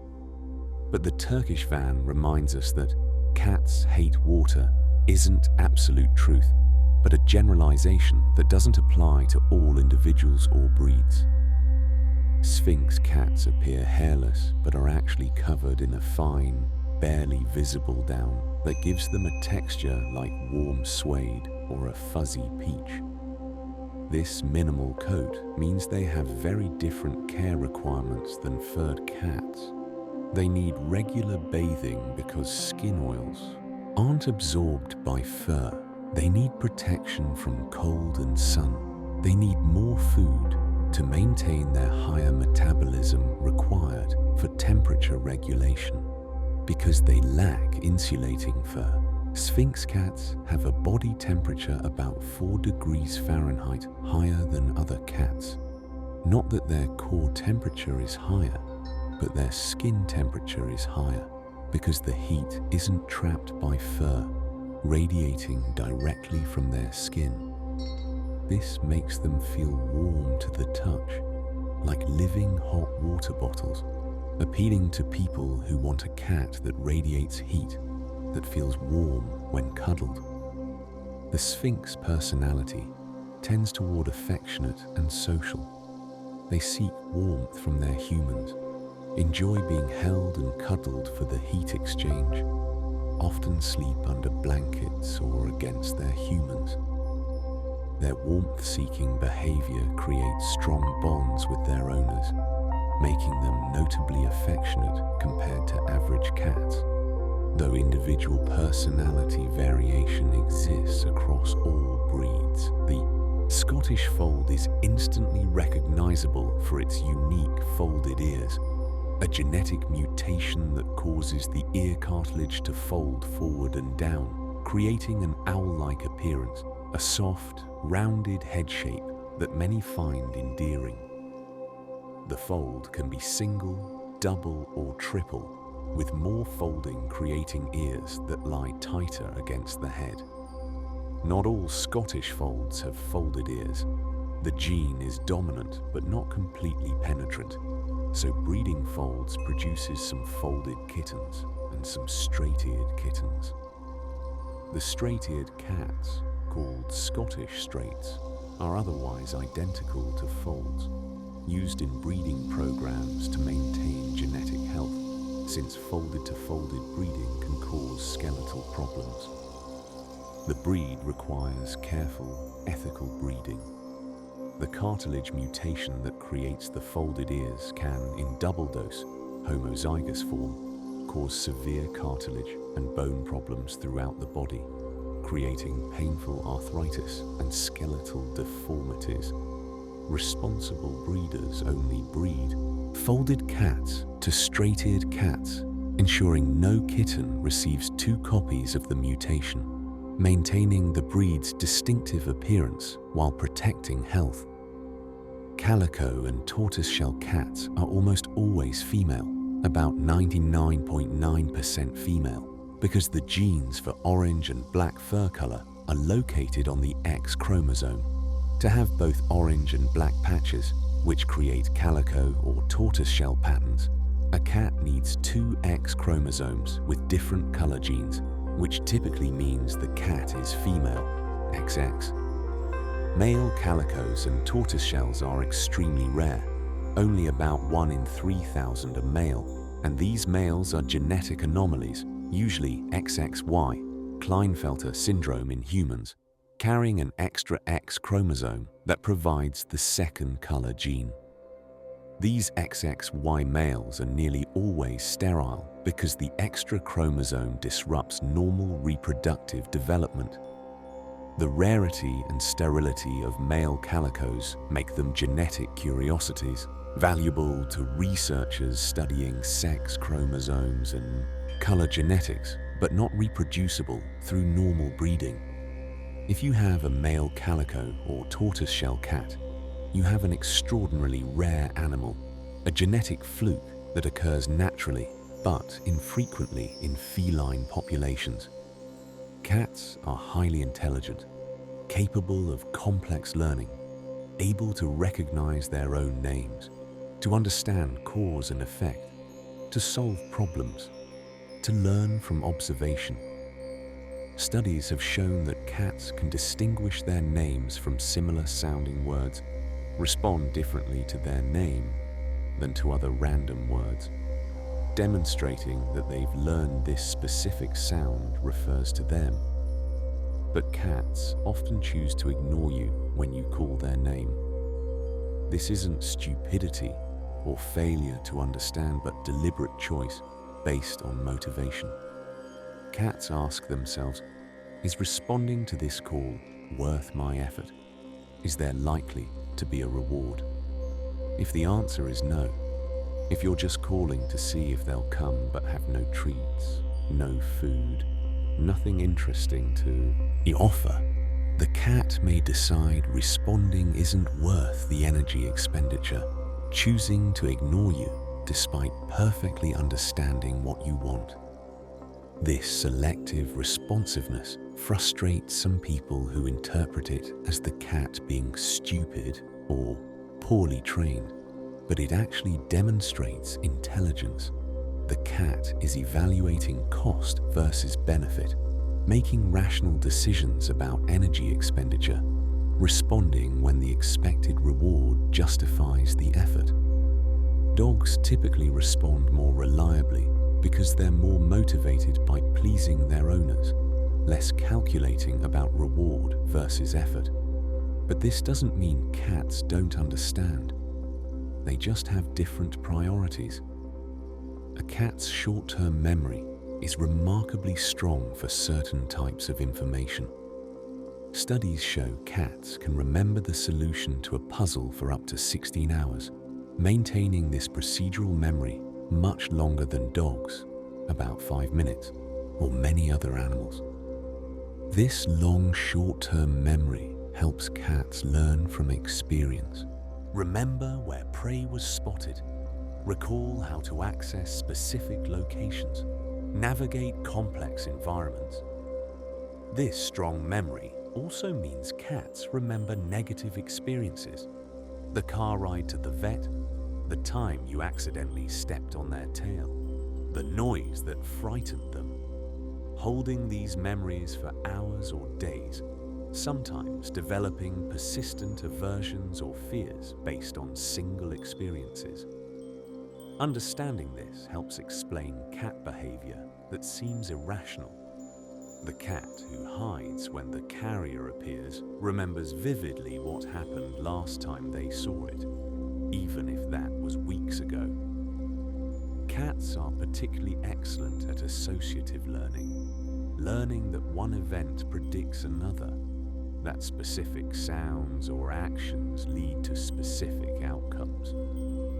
This is why your cat comes running when they hear the treat bag crinkle from 3 rooms away, why they appear in the kitchen when you open the specific cabinet where food is stored, why they wake up and come to you when they hear your alarm. Having learned these sounds predict good things.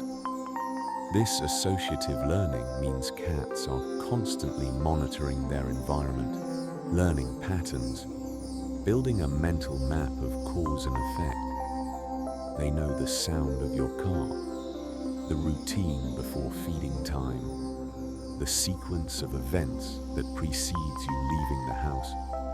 They're not just passively existing in their environment, but actively learning from it, building predictions, anticipating based on past experience. The Bengal cat is a hybrid breed created by crossing domestic cats with Asian leopard cats, small wild cats from Asia with distinctive spotted coats. The goal was to create a domestic cat with the wild appearance of a leopard or ocelot, and the breed succeeded, producing cats with striking rosette patterns, glittered coats that shimmer in light, and athletic builds that suggest their wild heritage. Despite their wild appearance, Bengals are domestic in temperament, though they retain high energy levels and strong hunting instincts compared to average domestic cats. They're active, playful, intelligent cats that need substantial enrichment and engagement, not suitable for owners wanting a sedentary lap cat, but ideal for people who enjoy interactive, energetic pets. The breed required several generations of breeding. The first crosses, F1 hybrids, are essentially wild cats, difficult to manage, not suitable as pets. By the fourth or fifth generation, F4 or F5, the cats have enough domestic ancestry to be reliably friendly and appropriate as pets while maintaining the distinctive appearance that makes the breed popular. Savannah cats are even more exotic, crosses between domestic cats and servals, medium-sized African wild cats with extremely long legs, large ears, and spectacular jumping ability. Savannah cats inherit these traits, becoming the tallest domestic cat breed, capable of jumping 8 feet straight up from a standing position, able to leap onto refrigerators and tall furniture with ease. Early generation Savannahs, F1, F3, are large, exotic-looking, and require experienced owners, special permits in some areas, and substantial space and enrichment. Later generation Savannahs, F4 and beyond, are more manageable, smaller, more domestic in temperament, while still retaining the breed's distinctive, long-legged appearance and athletic ability. These hybrid breeds appeal to people who love wild cat appearance but want domestic cat behavior, though prospective owners should research carefully. These are not average cats, require more space, more interaction, more stimulation than typical domestic breeds, and may retain behaviors and energy levels that challenge unprepared owners. Despite their legendary agility, cats can be surprisingly clumsy, missing jumps, falling off furniture, misjudging distances.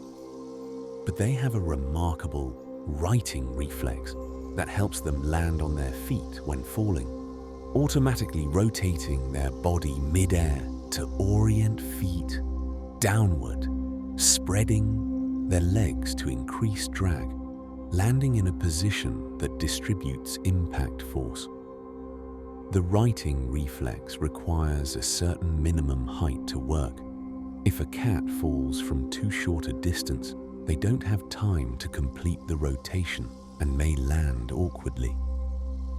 Counterintuitively, falls from intermediate heights, 2 to 7 stories, are often more dangerous than falls from greater heights because cats falling from higher have time to complete the rotation, relax their body, and prepare for landing, while intermediate falls catch them mid-rotation in tense, awkward positions.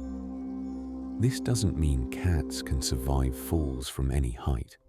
They can be seriously injured or killed by high falls, but their survival rate is surprisingly high for falls that would be fatal to most animals their size, demonstrating the effectiveness of their aerial righting abilities and their flexible skeletons that absorb impact. Cats have whiskers on their legs.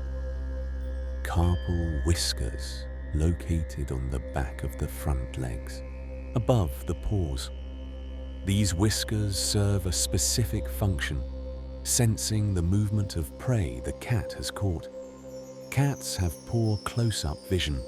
Their eyes are designed for distance hunting, for spotting movement far away, not for examining objects held in their paws. The carpal whiskers compensate for this nearsightedness, detecting prey movement through touch, allowing the cat to respond to struggling prey without needing to see it clearly. The whiskers are sensitive to vibration and movement, providing tactile information that complements vision, creating a complete sensory picture of prey, position, and behavior. This is why cats sometimes play with prey in ways that seem cruel. They're not being sadistic, but are using their whiskers and paws to process sensory information about the prey's status, determining whether it's dead or still dangerous, whether the catch is complete or the hunt continues. The behavior looks like play to us, but serves serious purposes in the cat's hunting routine. Cats are nearsighted in the sense that they see clearly at a distance, but struggle to focus on anything closer than about 10 inches from their nose. This is why your cat seems to have trouble finding treats you put directly in front of them. They literally can't see it clearly at that distance, relying instead on smell, on whisker sensation, on memory of where they saw the treat before it got too close. This vision arrangement makes sense for hunters. Cats need to spot prey at a distance, to see movement far away, to track fast-moving birds and rodents.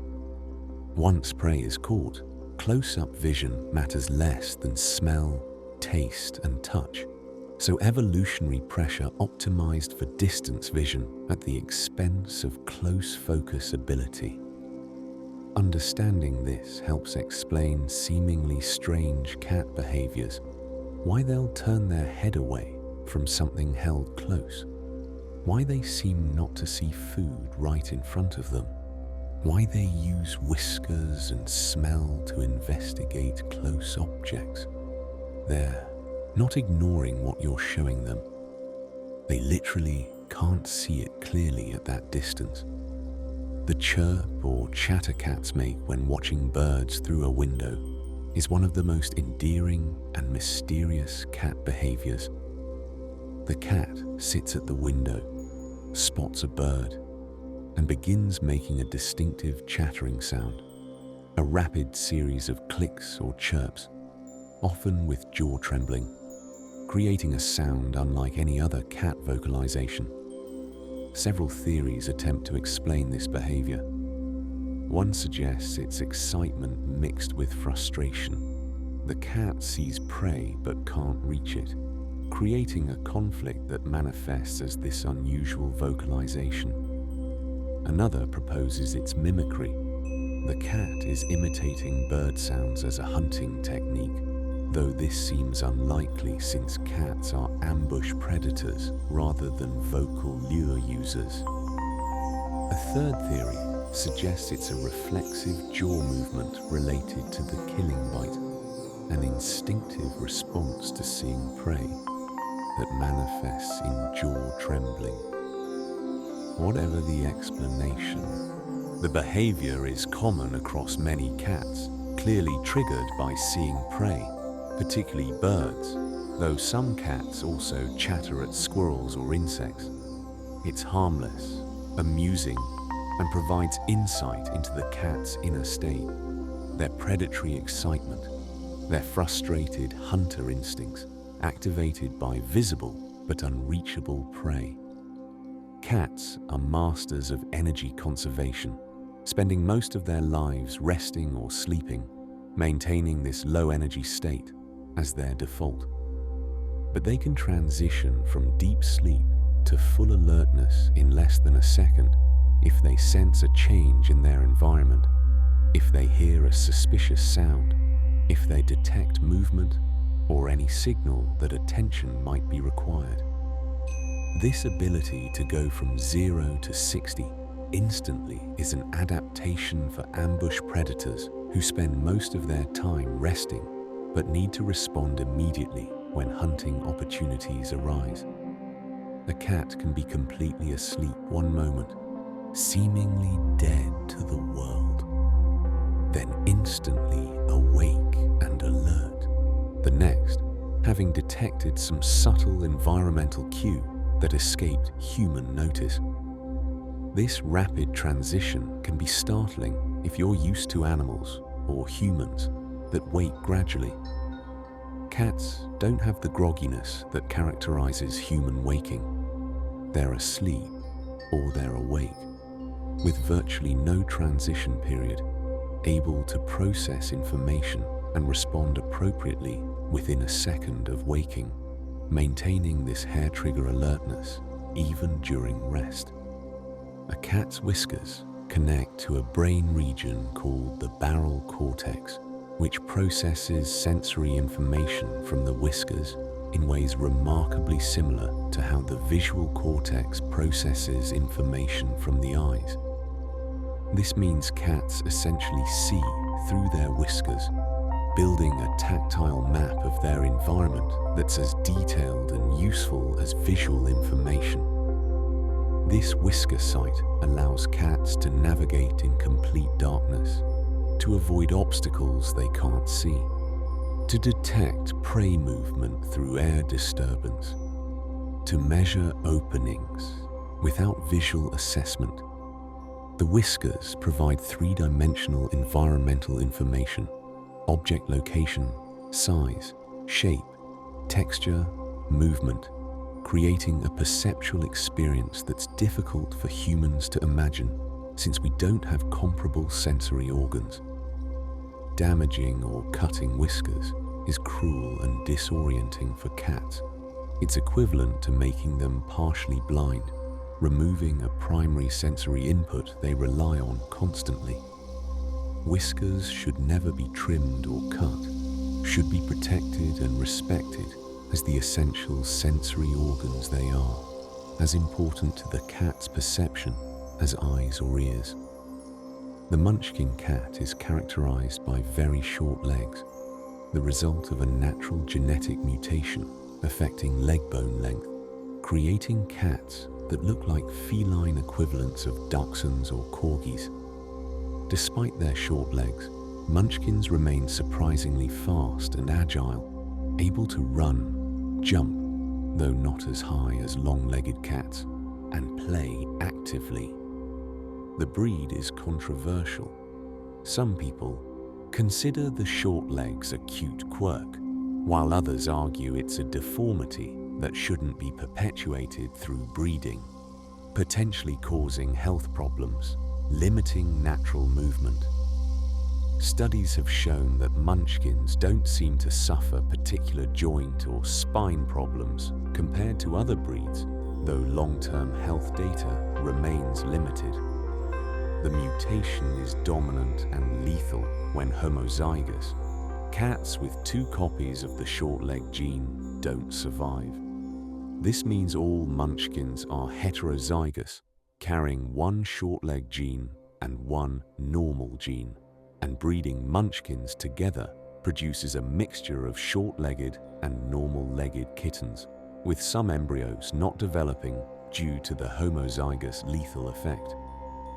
When your cat follows you from room to room, they're not being clingy or needy, but are performing what behaviorists call a social check, monitoring their territory and their human to ensure everything is safe and normal. Cats are territorial animals who patrol their domain, checking for changes, monitoring for threats, ensuring their environment remains secure. You're part of their territory, part of what they're protecting and monitoring. When you move to a different room, the cat follows to check what you're doing, to ensure you're safe, to maintain awareness of their whole territory's status.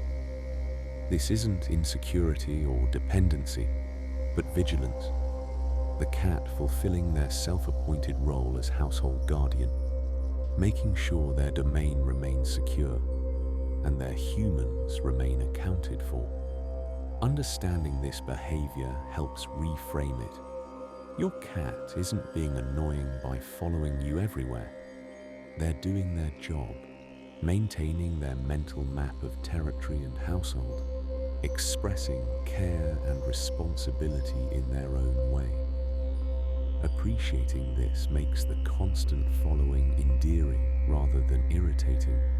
Recognition of the cat's protective instincts and their inclusion of you in their sphere of care. Let these communication secrets settle into your awareness. The meow invented specifically for humans, the 100 vocal sounds compared to 10 for dogs, the slow blink as cat kiss, the question mark tail signaling friendliness, the Turkish van enjoying water, the Sphinx feeling like warm suede, the Scottish folds owl-like ears, calicos almost always female, cats recognizing names but choosing when to respond, the 16-hour memory for puzzles, the Bengals wild rosettes, the savannah jumping 8 feet high, the writing reflex requiring height to work, carpal whiskers sensing prey, nearsightedness for anything too close, the mysterious bird chatter, 0 to 60 alertness in under a second, whiskers connecting to barrel cortex like vision, munchkins fast despite short legs, and following as social checking, territorial patrol, protective monitoring rather than clinginess.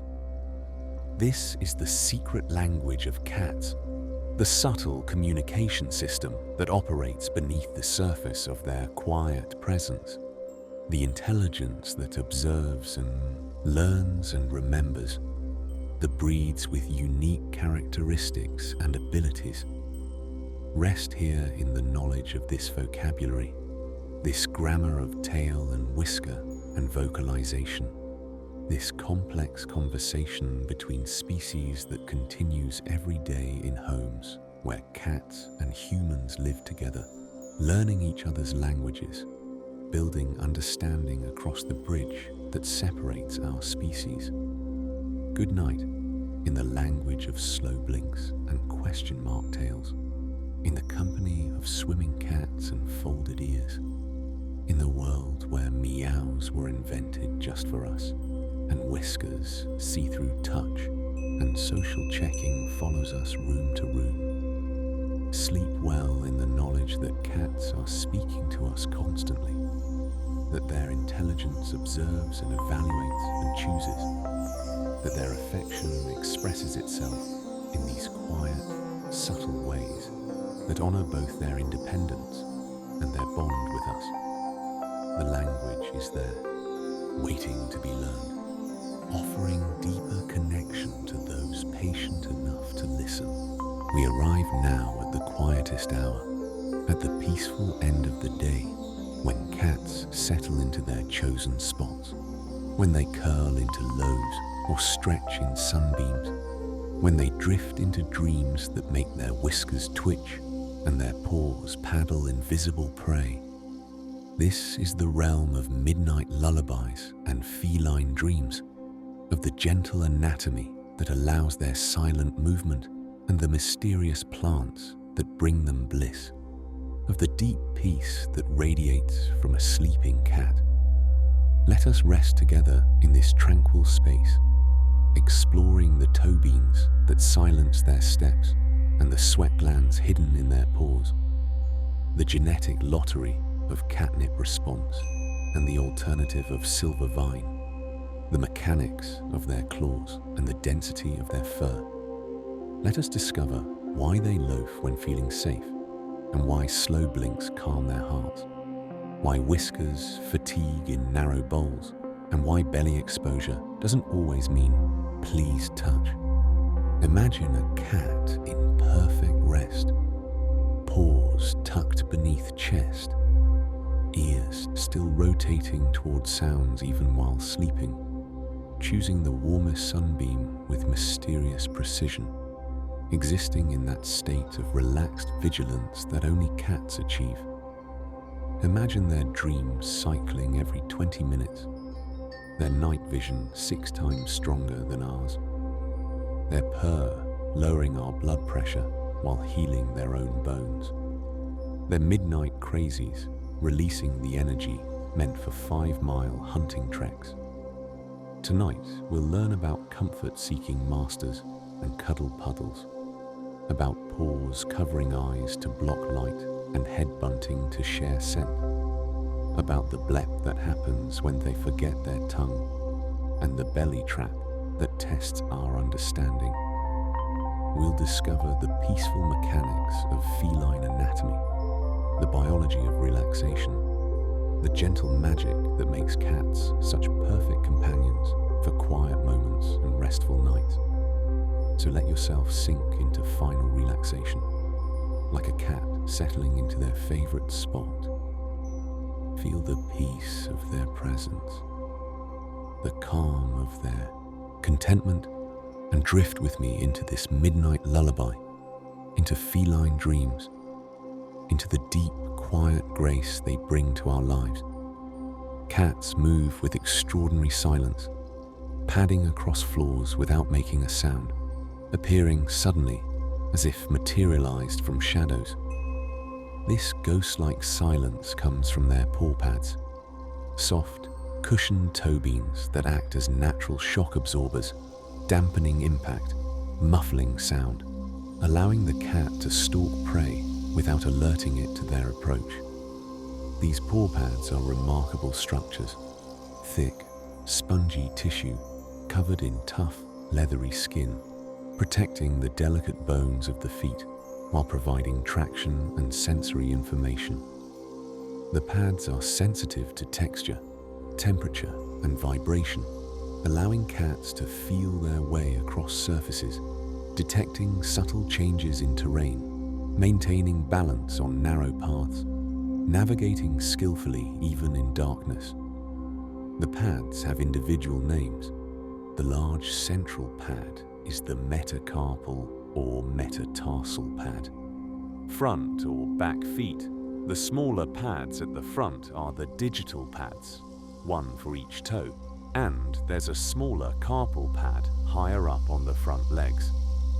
Together, these pads create a complete foot cushioning system, a natural silent walking apparatus that predators perfected over millions of years of evolution. The paw pads also contain sweat glands, one of the few places on a cat's body where sweat glands exist. Cats are covered in fur everywhere else, making sweating through skin ineffective for cooling. Instead, they regulate temperature primarily through panting and grooming, saliva evaporation, with supplementary cooling through paw pad sweating. This is why nervous or hot cats sometimes leave wet paw prints. Their paw pads are sweating, releasing moisture in response to stress or heat. You might notice these wet prints at the vet's office where anxious cats leave trails of stressed paw prints on the examination table, visible evidence of their emotional state expressed through their paws. Most cats show paw preference, their right-pawed or left-pawed, similar to human-handedness, favoring one paw for reaching, for pawing at toys, for the first step when walking. Studies suggest interesting patterns. Male cats are more likely to be left-pawed, while female cats are more likely to be right-pawed, though individual variation exists and not all studies agree on this finding. You can test your cat's paw preference by observing which paw they use to bat at toys, to reach for food, to step into the litter box first. Over time, you'll notice consistency. Most cats favor one paw for delicate tasks, showing the same kind of lateralization that creates right and left-handedness in humans, suggesting that brain hemisphere specialization exists in cats as well. Catnip, Nepeta cataria is a plant in the mint family that produces an oil called nepetalactone, which triggers a blissful, euphoric response in about 70% of cats. Cats affected by catnip will sniff it, lick it, chew it, rub against it, roll in it, sometimes becoming hyperactive and playful, sometimes becoming relaxed and dreamy, exhibiting behaviors that suggest genuine pleasure and altered consciousness. The reaction is hereditary. The sensitivity to catnip is genetically determined, inherited as an autosomal dominant trait. If both parents respond to catnip, their kittens will likely respond. If neither parent responds, their kittens probably won't either. This genetic component explains why roughly 30% of cats show no interest in catnip whatsoever. They simply don't have the genetic variant that makes them sensitive to nepetalactone. The catnip response seems to mimic feline sexual behavior and pheromone responses, the rolling, the rubbing, the vocalizations, suggesting that nepetalactone triggers receptors in the brain associated with mating behaviors, creating pleasurable sensations that cats seek repeatedly. The effect is temporary, lasting 5 to 15 minutes, after which the cat becomes temporarily immune and won't respond again for an hour or two. Importantly, catnip is non-addictive and harmless. Cats can't overdose. The response naturally limits itself, and cats that aren't interested won't suddenly become interested with more exposure. It's a safe, natural enrichment for cats who respond to it, providing mental stimulation and physical activity in a form cats genuinely seem to enjoy. For cats who don't respond to catnip, an alternative called silver vine, Actinidia polygama, a plant native to mountainous regions of Eastern Asia, often produces an even stronger response. Silver vine contains multiple compounds that cats find attractive, including actinidine and dihydroactinidiolide, which seem to affect cats through different mechanisms than nepetalactone. Studies suggest that cats who don't respond to catnip often do respond to silver vine, and some cats respond to both, showing even stronger reactions to silver vine than to catnip. This makes silver vine useful for enriching the lives of catnip-insensitive cats, providing them with the same kind of pleasurable stimulation that catnip-sensitive cats enjoy. Silver vine comes in various forms: dried sticks that cats can chew, powder that can be sprinkled on toys or scratching posts, or mixed products that combine silver vine with catnip for maximum appeal. The responses are similar to catnip: rolling, rubbing, licking, increased playfulness or relaxation, giving cats natural safe enrichment that engages their senses and provides enjoyment. Cats have a unique claw mechanism, retractable claws that normally remain hidden inside protective sheaths, extending only when needed for climbing, hunting, or defense.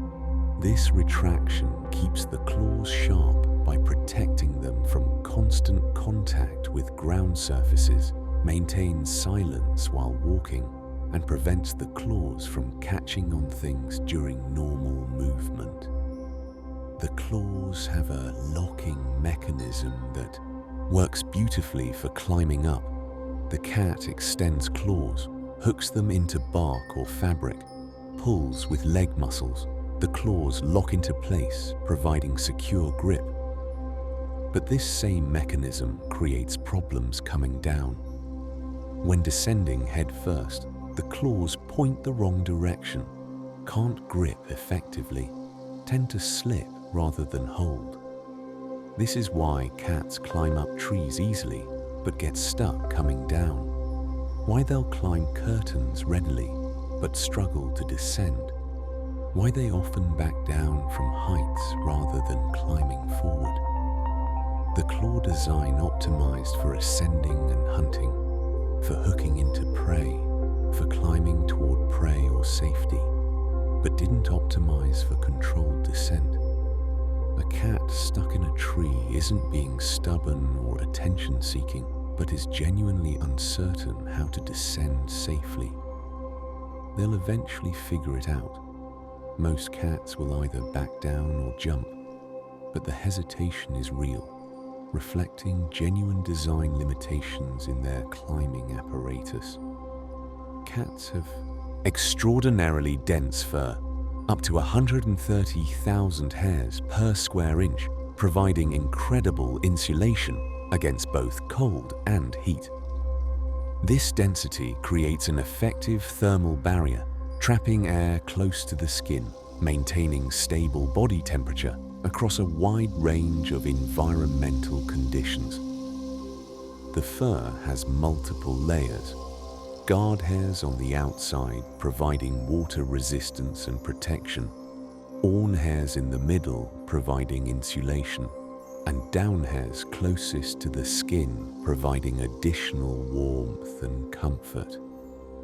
Different breeds have different ratios of these hair types, creating the variety we see between short-haired and long-haired breeds, between dense double-coated breeds and sleek single-coated breeds.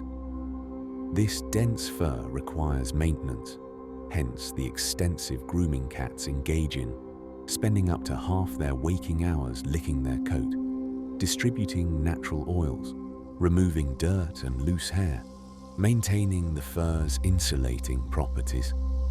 Grooming also provides cooling through saliva evaporation, stimulates circulation, and offers psychological comfort and stress relief. Loafing is the position where a cat sits with all four paws tucked completely under their body, resembling a loaf of bread, hence the name. This position indicates the cat feels completely safe and relaxed, has no immediate expectation of needing to defend themselves or run, trusts their environment enough to assume a position that would slow their response to threats. A cat in loaf position can't run or fight effectively. Their legs are tucked, requiring a moment to stand before they can move quickly. This vulnerability means cats only loaf when they feel secure, when they're in familiar, safe territory, when they trust that no threats are imminent. Seeing your cat loaf is a compliment. They feel safe in your presence, in their home, comfortable enough to assume this relaxed position. Cats have intermediate positions too. The meatloaf where paws are tucked, but the cat seems more alert, and the full loaf where the cat is completely relaxed, sometimes with eyes half closed, completely at ease. Learning to read these subtle positioning differences helps you understand your cat's comfort level, their sense of security, their emotional state at any given moment. The slow blink, that gentle closing and opening of eyes that signals trust and affection, has measurable physiological effects beyond its communicative function. When cats slow blink, their heart rate decreases, their cortisol, stress hormone, levels drop, and they enter a deeper state of relaxation, creating a positive feedback loop where the expression of trust creates actual physiological calm. This means slow blinking isn't just communication, but is also self-soothing, a way cats actively calm themselves while simultaneously signaling their calm to others. When you slow blink at your cat and they blink back, you're both communicating affection and inducing relaxation in yourselves, creating a shared moment of calm that's both social and physiological. This biological response explains why slow blinking is such an effective way to calm nervous cats. The physical act of closing eyes, slowly triggers relaxation responses, helping anxious cats settle, providing a tool for managing stress that works through both communication and direct physiological effect. A cat's whiskers are not simple hairs, but complex sensory organs deeply embedded in the face, surrounded by nerve endings, connected to the nervous system in ways that provide detailed environmental information. The whiskers sit in follicles packed with nerves and blood vessels, transmitting enormous amounts of sensory data to the brain for processing. This deep-rooting and extensive innovation means whiskers are extremely sensitive. Even slight contact or deflection sends signals to the brain, creating awareness of objects, textures, movements. But this sensitivity can become overstimulation. Whisker fatigue occurs when whiskers are constantly touching things, sending continuous signals that become overwhelming, creating stress and discomfort. This commonly happens with food and water bowls that are too deep or narrow. The cat's whiskers touch the sides constantly while eating or drinking, creating persistent stimulation that becomes unpleasant. Cats experiencing whisker fatigue may eat less, may remove food from bowls to eat off the floor, may show reluctance to eat despite being hungry, all because the bowl's dimensions make eating physically uncomfortable. The solution is simple. Use wide, shallow bowls that allow cats to eat and drink without their whiskers touching the sides, eliminating the overstimulation, making meals comfortable rather than stressful. This small change can significantly improve a cat's feeding behavior and overall comfort. The righting reflex allows cats to orient themselves mid-air during falls, twisting their flexible spine and using their inner ears' vestibular system to determine which way is up, rotating their body to position feet downward, preparing for landing. The reflex is automatic, instinctive, remarkably effective, allowing cats to survive falls that would injure or kill other animals. But the reflex requires minimum distance to work. The cat needs at least 3 feet of falling to complete the rotation, to spread their legs, to prepare properly for impact. Falls from less than 3 feet often result in awkward landings because the cat didn't have time to complete the righting sequence, hitting the ground mid-rotation in ungainly positions. This creates the counterintuitive situation where very short falls can be more dangerous than moderate falls. The cat doesn't have time to right themselves, lands badly, might injure themselves, whereas a fall from 6 to 7 feet gives plenty of time for the reflex to work, resulting in a proper forepaw landing that distributes force safely. The blep, that adorable moment when a cat leaves its tongue hanging slightly out of its mouth, usually happens because they were distracted mid-groom or mid-taste and forgot to retract their tongue. Cats groom constantly, their tongue rasping across fur, and sometimes they pause mid-lick, distracted by a sound or sight or thought, leaving the tongue extended, seemingly unaware it's still out. The blep is harmless and temporary. Eventually the cat notices and pulls their tongue back in, or they start grooming again and the tongue returns to normal use.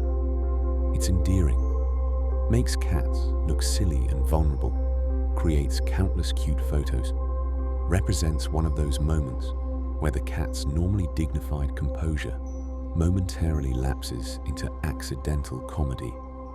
Some cats blep more than others.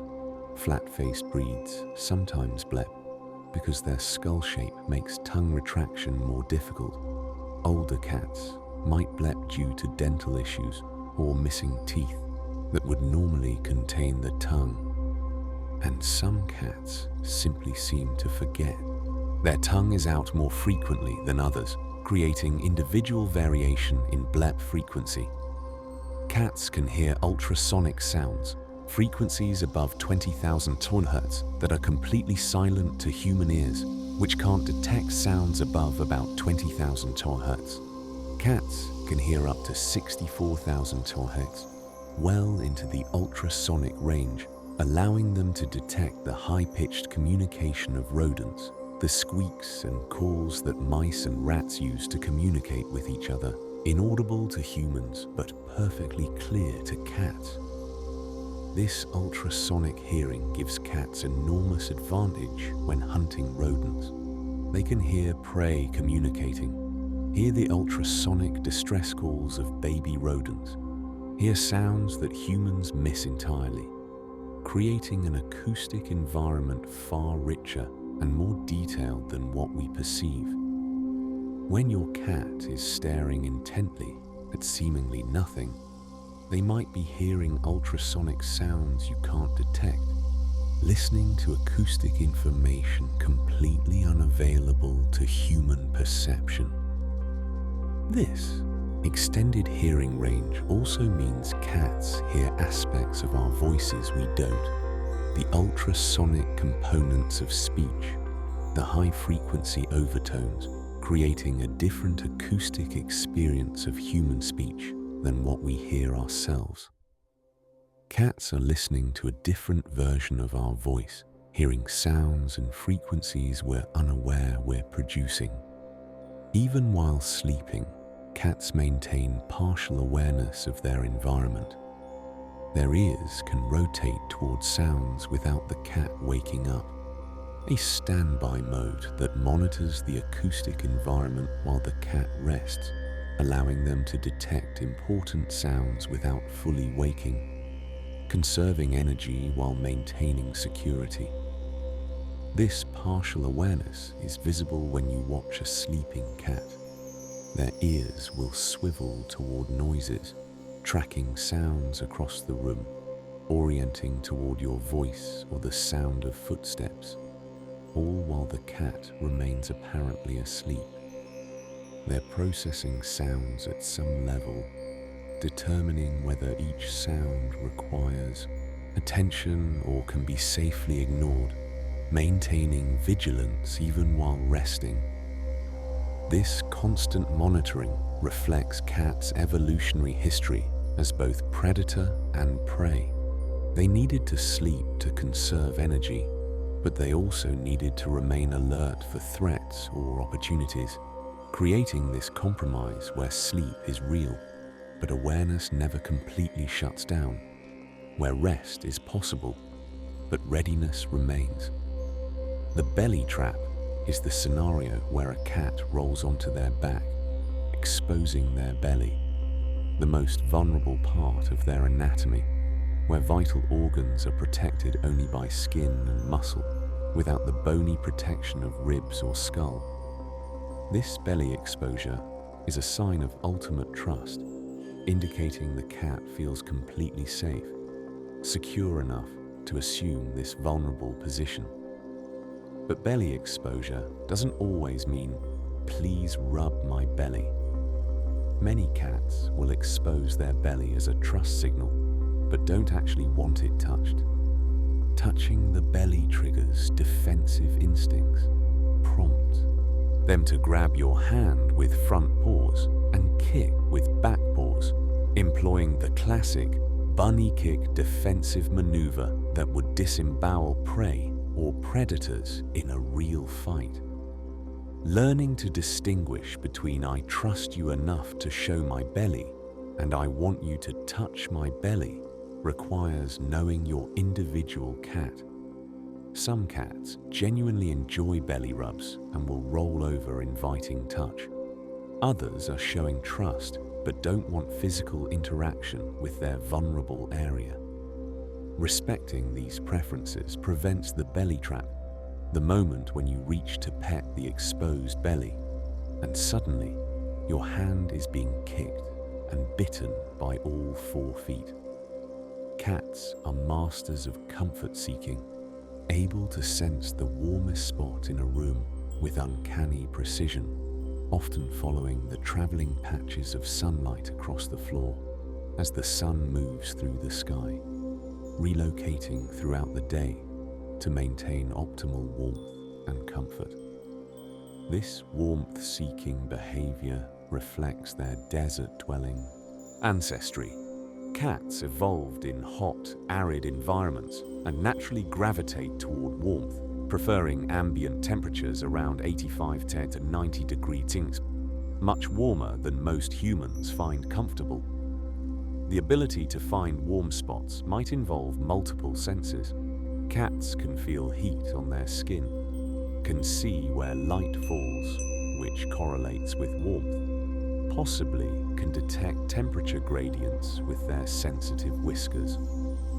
Whatever the mechanism, cats excel at finding and claiming the warmest available location, whether it's a sunbeam, a laptop keyboard, a warm laundry pile, or a human lap. This comfort-seeking creates the charming phenomenon of cats sleeping in different locations throughout the day, migrating as conditions change, always finding optimal comfort, demonstrating their ability to monitor environment continuously and adjust behavior to maximize pleasure and warmth. The midnight crazies, technically frenetic random activity periods, FRAPs, are those sudden bursts of intense energy where cats race around the house at full speed, jumping on furniture, bouncing off walls, seemingly possessed by wild energy. These episodes typically happen in evening or early morning, often last just a few minutes, then end as suddenly as they began, with the cat settling down to groom or sleep as if nothing happened. For indoor cats, midnight crazies serve an important function, burning off energy that would normally be used for hunting. Wild cats travel about 5 miles daily while hunting, engaging in intense bursts of sprinting, jumping, climbing while pursuing prey. Indoor cats don't have these opportunities, so the pent-up energy manifests as FRAP episodes, providing necessary physical activity in compressed, intense sessions. Rather than being problematic behavior, midnight crazies are healthy and should be encouraged. They're the cat exercising, burning calories, maintaining physical fitness, engaging with their environment in energetic ways that mental and physical health require. Providing climbing structures, toys, and space for these episodes helps cats stay healthy and satisfied. A cat's night vision is about 6 times better than human night vision, allowing them to see in light levels that appear completely dark to us. This extraordinary low-light vision comes from several adaptations, most notably the tapetum lucidum, a reflective layer behind the retina that bounces light back through photoreceptors, giving them a second chance to capture photons, effectively doubling the light available for vision. The tapetum lucidum is what makes cats' eyes glow when light hits them. You're seeing light reflected back from this mirror-like layer, creating that distinctive eye shine in photos or when car headlights catch a cat's eyes. Different colors of eye shine, green, gold, blue, depend on minerals in the tapetum lucidum and the angle of light. This enhanced night vision made cats effective hunters during twilight and nighttime hours when their prey was active but light was minimal. Combined with their other sensory advantages, excellent hearing, sensitive whiskers, good motion detection, cats became extraordinarily effective hunters in low-light conditions, dominating the crepuscular and nocturnal hunting niches. Head bunting or aloe rubbing is a social behavior where cats rub their heads against each other, against their humans, against objects in their environment. This isn't just affection, but scent exchange. Cats have scent glands on their cheeks, chin, and forehead that deposit pheromones when rubbed, creating a group scent that marks all members of a social group with a shared olfactory signature. This scent sharing reinforces social bonds, creates olfactory recognition of family or colony members, establishes which individuals belong to the group. When cats headbutt each other, they're saying, "You're part of my family. We share scent. We belong together." When they headbutt you, they're including you in this group scent, marking you as family, claiming you as part of their social circle. The behavior also deposits the cat's scent on you, marking you as their territory, their person, warning other cats that you're claimed. But it's mutual. The cat is also picking up your scent, creating a scent blend that represents your relationship, the shared space and connection between you. Cats can produce over 100 different sounds, an extensive vocal repertoire unique among small carnivores. But the purr is special, particularly the low, steady purr of contentment, which has measurable effects on human health. Studies show that cat purrs can lower blood pressure in humans, reduce stress, promote feelings of calm and well-being, providing genuine health benefits beyond simple companionship. The purr's frequency, 2550 Hz, falls within ranges known to be therapeutic, promoting healing, reducing pain, lowering anxiety.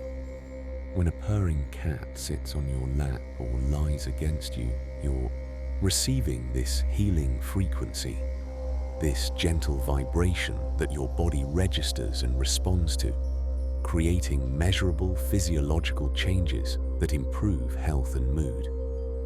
This might explain part of why cat ownership correlates with lower rates of heart disease, reduced stress, longer life.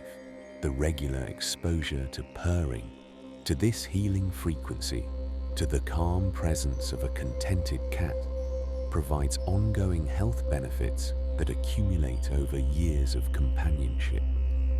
A cat's dream cycle is much shorter than a human's. They enter REM sleep every 20 minutes or so, cycling rapidly between lighter sleep stages and active dreaming. This frequent REM cycling means you'll often see sleeping cats twitching, their whiskers vibrating, their paws paddling, their tails moving, their ears rotating. All signs they're dreaming, their brain replaying the day's experiences or the instincts encoded in their genes.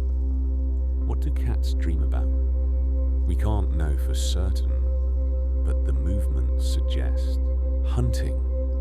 The paw paddling looks like running or pouncing. The whisker twitches suggest prey interaction.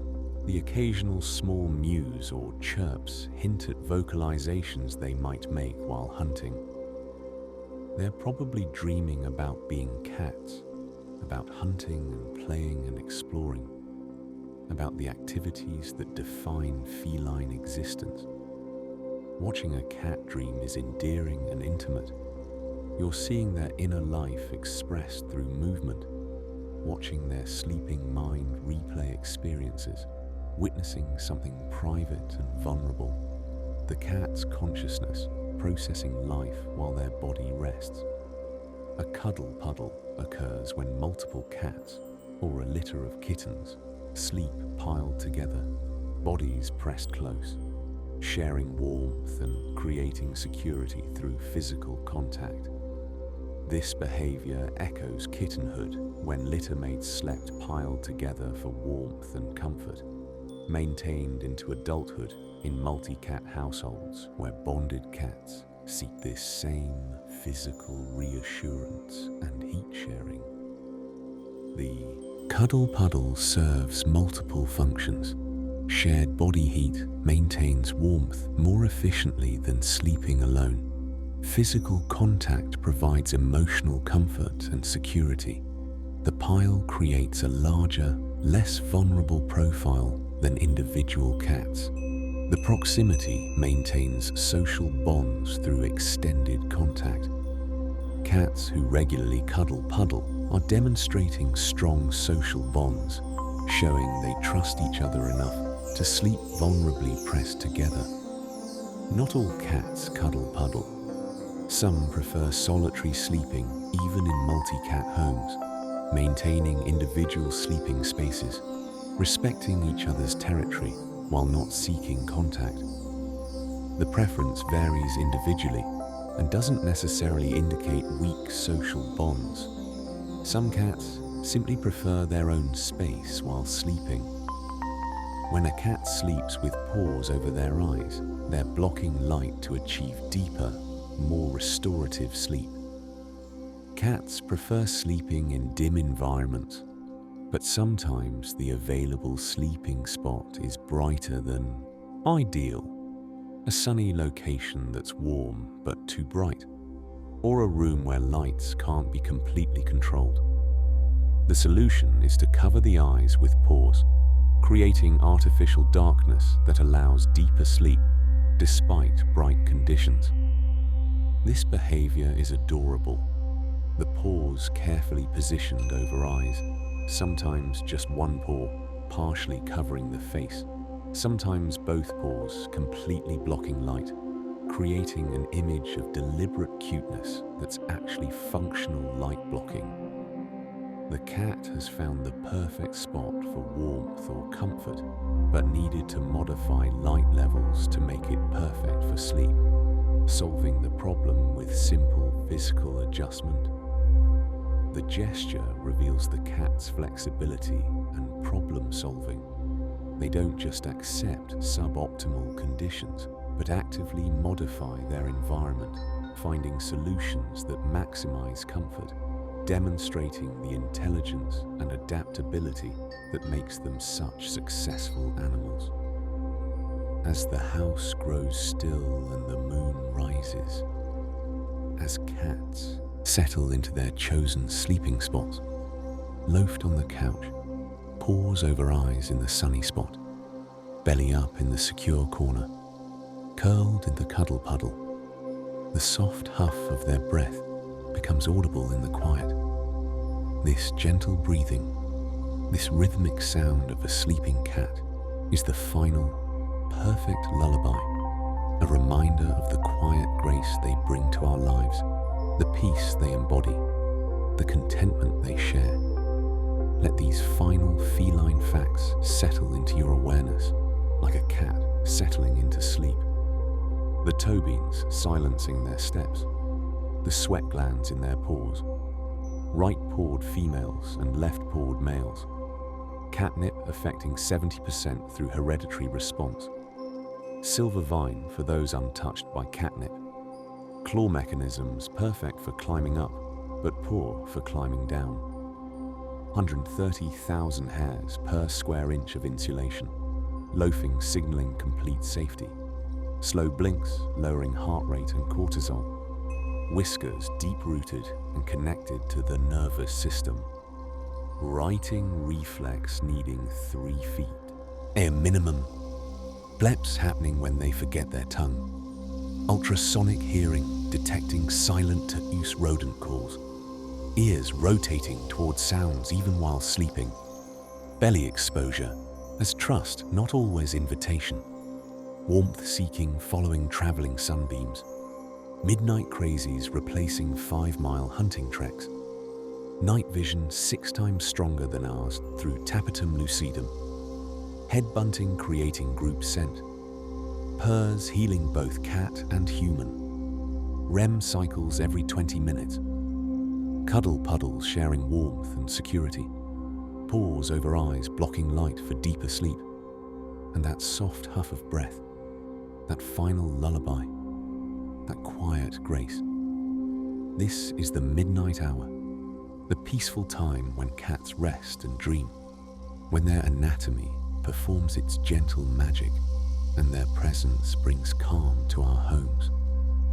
Rest here in the company of sleeping cats, in the knowledge of their toe beans and dream cycles, in the peace they embody through their contentment and their choice to share our lives. Good night in the language of loaves and bleps, of slow blinks and purrs, of cuddle puddles and paws over eyes. Sleep well in the knowledge that cats have perfected the art of peaceful existence, that their 16 hours of daily sleep teach us the value of rest, that their ability to find comfort and warmth reminds us to seek our own optimal conditions, that their quiet grace, their patient presence, their gentle breathing in the still house offers us a lullaby as old as the partnership between our species. The house is quiet now. The cats are sleeping, dreaming their short-cycle dreams, twitching through remembered hunts and imagined prey. Their breathing is soft, their bodies warm, their presence a comfort in the darkness. This is the midnight lullaby they offer, not sound but feeling, not music but peace, not words but the quiet grace of a creature perfectly at rest, perfectly content, perfectly themselves. Sleep well in the company of cats, in the peaceful midnight hour, in the gentle knowledge that these small beings bring enormous calm, that their toe beans and purrs and slow blinks create a language of peace, that their choice to live with us while remaining beautifully, mysteriously themselves is gift enough, grace enough, lullaby enough for any peaceful night. Good night.